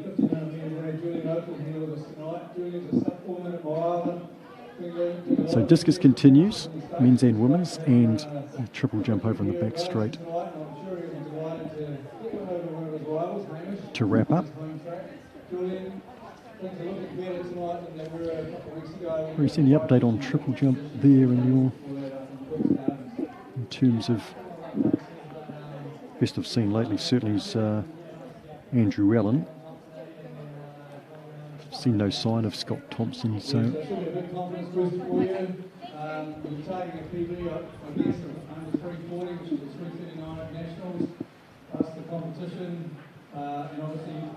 John T. Tripe there running through. Here's Alexander Parkinson in the discus, which has become a two-man competition. He won a two-man competition last week in the Porritt Classic, but tonight he's up against Connor Bell, who leads. There's the latest with Savannah Sheen's latest throw, which hit the cage, and her best remains 51.99. She also threw 51.88 in the third round. A good battle for second and third between Beattie and Hewitt. And just a slight correction before, Julie Richards, who's just come up to me, was the coach of some of the girls that we said were coached by Anne here. Credit to Julie, she's doing a great job with those girls, and lots of coaches out there, lots of volunteers. Thank you for all that you are doing for our athletes and sport in New Zealand.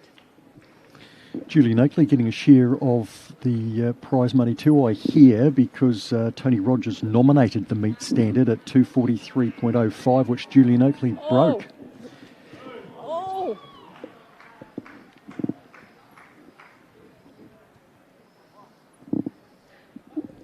Connor Bell has just launched the discus a long way.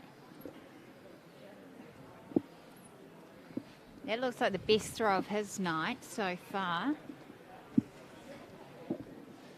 Let's look at the replay now. His wind up. Speed of release. Just making the most of this evening and opportunity to compete as we await the results and watch. A little bit of poetry and motion there in the discus circle. He's had a great season so far.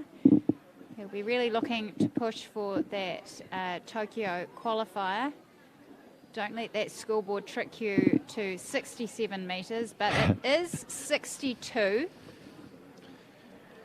52. So that's an outstanding throw by Connor Bell. Again, it has dropped off. It does make a considerable difference to obviously their core temperature, and for the power athletes, we talked about this before, Reese, the distance athletes like it. Well, us power athletes, we're hungry for the heat. Yeah, certainly keeping the muscles warm, and especially in between the throws. There's not too many athletes, so they're not having to wait too long, but certainly it's a good 5 to 8 minutes between each of their throws. So staying warm in this cool breeze that's coming through is a bit tough. Confirmation there, round 5, 62 and 52 for Connor Bell, and 13.92 over at the triple jump. That was Andrew Allen, Christchurch Old Boys. He's really starting to get into his work. Yeah, great to see, and also great to see some Hamish Carson. He's finished his 1500 and now he's doing a workout race over at the 200 metre mark. What's going on there? Yeah, so 1,500 metre running, it doesn't take too much out of you. But no, look, athletes like Hamish at this level, a short race like that, there's certainly some bigger stuff coming through the season. And certainly for someone like Hamish, I'm not sure, I haven't spoken to him in the last couple of weeks, I'm not sure if he's looking at possibility of getting overseas later this year. But certainly with Nationals coming up in 2 weeks, he's going to have 3 or 4 races over the weekend at Nationals, and he needs to make sure his legs are ready for backing up. As we go back to the discus, this is Savannah Sheen. She is the leader of the competition at this stage. I believe this is the 6th and final throw for Savannah. Auckland athlete in the training group of Mike Schofield, along with Connor Bell and Alexander Parkinson, who are in the men's competition tonight.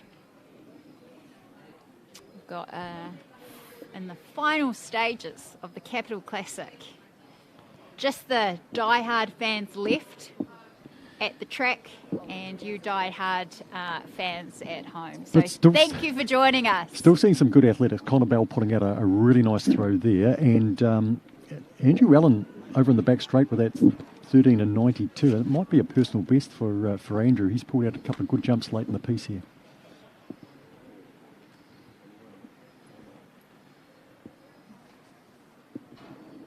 .296 on the runway. This is Kane DeFree of Athletics Hara. Pulling up. At least they didn't have to rake the pit.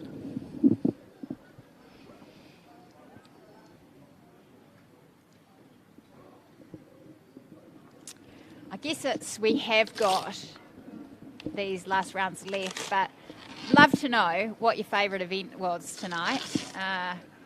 Pop it in the chat box. Let us know what your highlight of the meet was.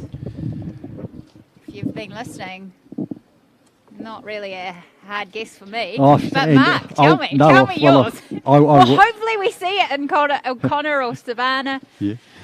But I will second your. It has to be Hamish Kerr, a national record. You don't get to see one of those every day, and it's just a privilege to be here when something like that occurs. Race. Sorry, I was just dealing with some technical things underneath the table. Sorry, I really gave you a hospital pass there. Highlight of the meet for you. Oh, look, even being a distance runner, you can't go past watching someone jump as smoothly and beautifully as what Hamish Kerr did there tonight. And look, hey, you walk away from a meet saying you just saw a national record. It's the one thing I'll remember. But look, I do enjoy watching Hamish and Julian out there running so beautifully on the track. But look, everywhere we've looked tonight, there's just been kind of some good throws, some good jumps, some good sprints. There's been some real good competition there, and but national record, hands up. I would like anyone that's watching at home tonight that has young kids maybe to get out the tape measure, put it up the wall, and truly see how high that is. Just have a look at it. And that guy, Hamish Kerr, jumped over it tonight. It's an extraordinary feat, and of course his 3 attempts at 2:33, the Olympic standard as well, were also very good. And it looks like it's within his scope. Yeah, and talking with him and Terry, his coach, after the jump, after I interviewed him, that's what he was actually proud of, that he showed up for those 2:33 attempts. He didn't back away from it, and he knows he's capable of it now. So he gave himself the opportunity, as I mentioned before, to actually, first of all, visualise the height, but then have a go at it. Michaela Sola into the discus ring, a 15-year-old having her 6th and final throw. The lights fading rather fast here as well for those still left. And Michaela, daughter of Shaka Sola. Just hear him give a cheer for his daughter out there, Ma Law. The throwing academy's not far from where I live. I think it's just a tremendous thing. And even like my boys, seeing that, actually want to go down there and do something they're not really built for, but it's actually something they want to have a go at, and it's a really good environment. As Alexander Parkinson just makes that look quite effortless, spinning the discus through his hands as the friendly giant enters the circle for the last time tonight. A 60-metre thrower. He's had some high 50s throws, but let's see what he can do here. Stays in. And that's a solid finish for Parky tonight. Yeah, 59 metres there to finish. The athletics has been so good. We didn't actually mention the earthquake we all felt there at one point. Yes, we did have an earthquake. I see it registered 4.5. Well, you mentioned that, really? Mark. We did mention it. Was I just? Well, you mentioned it now. I did see Sarah's face. Oh, and you guys were just so calm about it. Locals. I've been in it. Yeah. That's the thing. You shouldn't be used to those things, but for some weird reason, you just. I'm so used to it, I didn't feel it. I thought, Sarah, maybe there's some excitement up here in the stand and someone's jumping up and down. Like let's just acknowledge that 58.03 for Parky. Connor Bell is in the circle for the last time tonight. The crowd who have stayed to watch him are cheering. Here he goes. Unfortunately, that's not the one tonight. He acknowledges the crowd, steps out the front. They will not measure that. Lights out on the discus tonight, but 62 metres and colder conditions. Connor Bell, what a talent he is. He certainly is, and we look forward to following his fortunes over the next couple of weeks. And certainly, I think an hour and a half ago in the sunshine, he just might have been able to pull out that little bit more. thinking of earthquakes, just acknowledge the Canterbury earthquake on Monday as they remember the 10th anniversary of the devastating Christchurch earthquake. Yeah, and I think we mentioned it before about the impacts that has had on athletics in the Canterbury region. Certainly, with we've seen it from an elite level with the international track meet that was just getting going. It was really gaining some momentum back there 10 years ago, and a big interruption. They've managed to kind of keep the wheels rolling a little bit, and yeah, great to see this year kicking back into action. Certainly the team down there, awesome to see. They're still passionate about it. They haven't let it go away, and yeah, I'm looking forward to seeing over the next few years how that gets back to being one of our top meets. As a Cantabrian growing up in Canterbury, I spent every weekend at QE2 Park, and they're on the athletics track, and I was there in '74 for Walker versus Bailey, and to have that taken away, it's been tough, and it's great to see them back. Connor Bell 62.52, Alexander Parkinson 58.03. So even though it was just a two-man contest in the end, that was a good battle. 53.8 for Savannah Sheen in the women's, and Zana Beatty just second ahead of Elizabeth Hewitt. And over on the triple jump, I think that last jump of Andrew Allen was 13.49. He got as high as 13.92, I think was his best I've seen. It looks like Scott Thompson was a withdrawal there, and there have been a couple of Auckland athletes that were going to be here that weren't, and of course we understand the predicament that many people have been in over the past week in terms of their movements, with everybody not being quite sure what alert level we would be in. Certainly it's been a bit of a moving feast, so terrific to have those visitors that we've been able to get here tonight. As we just watch Hamish Carson continue to warm down. Well, last year it was Nick Willis who was doing it at this stage. Yeah, and, look, I think it's a little sneak peek into for those people that are watching. You see the competition, you see the athletes out there, but look behind the scenes, whether it's the years and years beforehand, but even in this case, this is not the last race of the season. There's in Hamish's case a bit of warming down to do, make sure that he's ready for the next race. I would think he's going to be running up at Sir Douglas Memorial, Sir Douglas meet next year and next week, and then on to the National Championships. Pretty confident that Andrew Allen has taken out that triple jump in a 13.92, and at that point we do have to leave the 17th edition of the Team Ledger Capital Classic, and hope you've enjoyed our coverage. We've had 4 meeting records. We've had 1 national record with Hamish Kerr and an outstanding jump of 2 metres and 31. This has been Mark Rosanowski alongside me, Reece Buck and Sarah Cowley. We thank you for watching us tonight, and we can look forward to the New Zealand National Championships from March the 5th to the 7th up there in the Hawke's Bay. On behalf of the team, though, here from the Stream Shop, we bid you farewell from Newtown Park.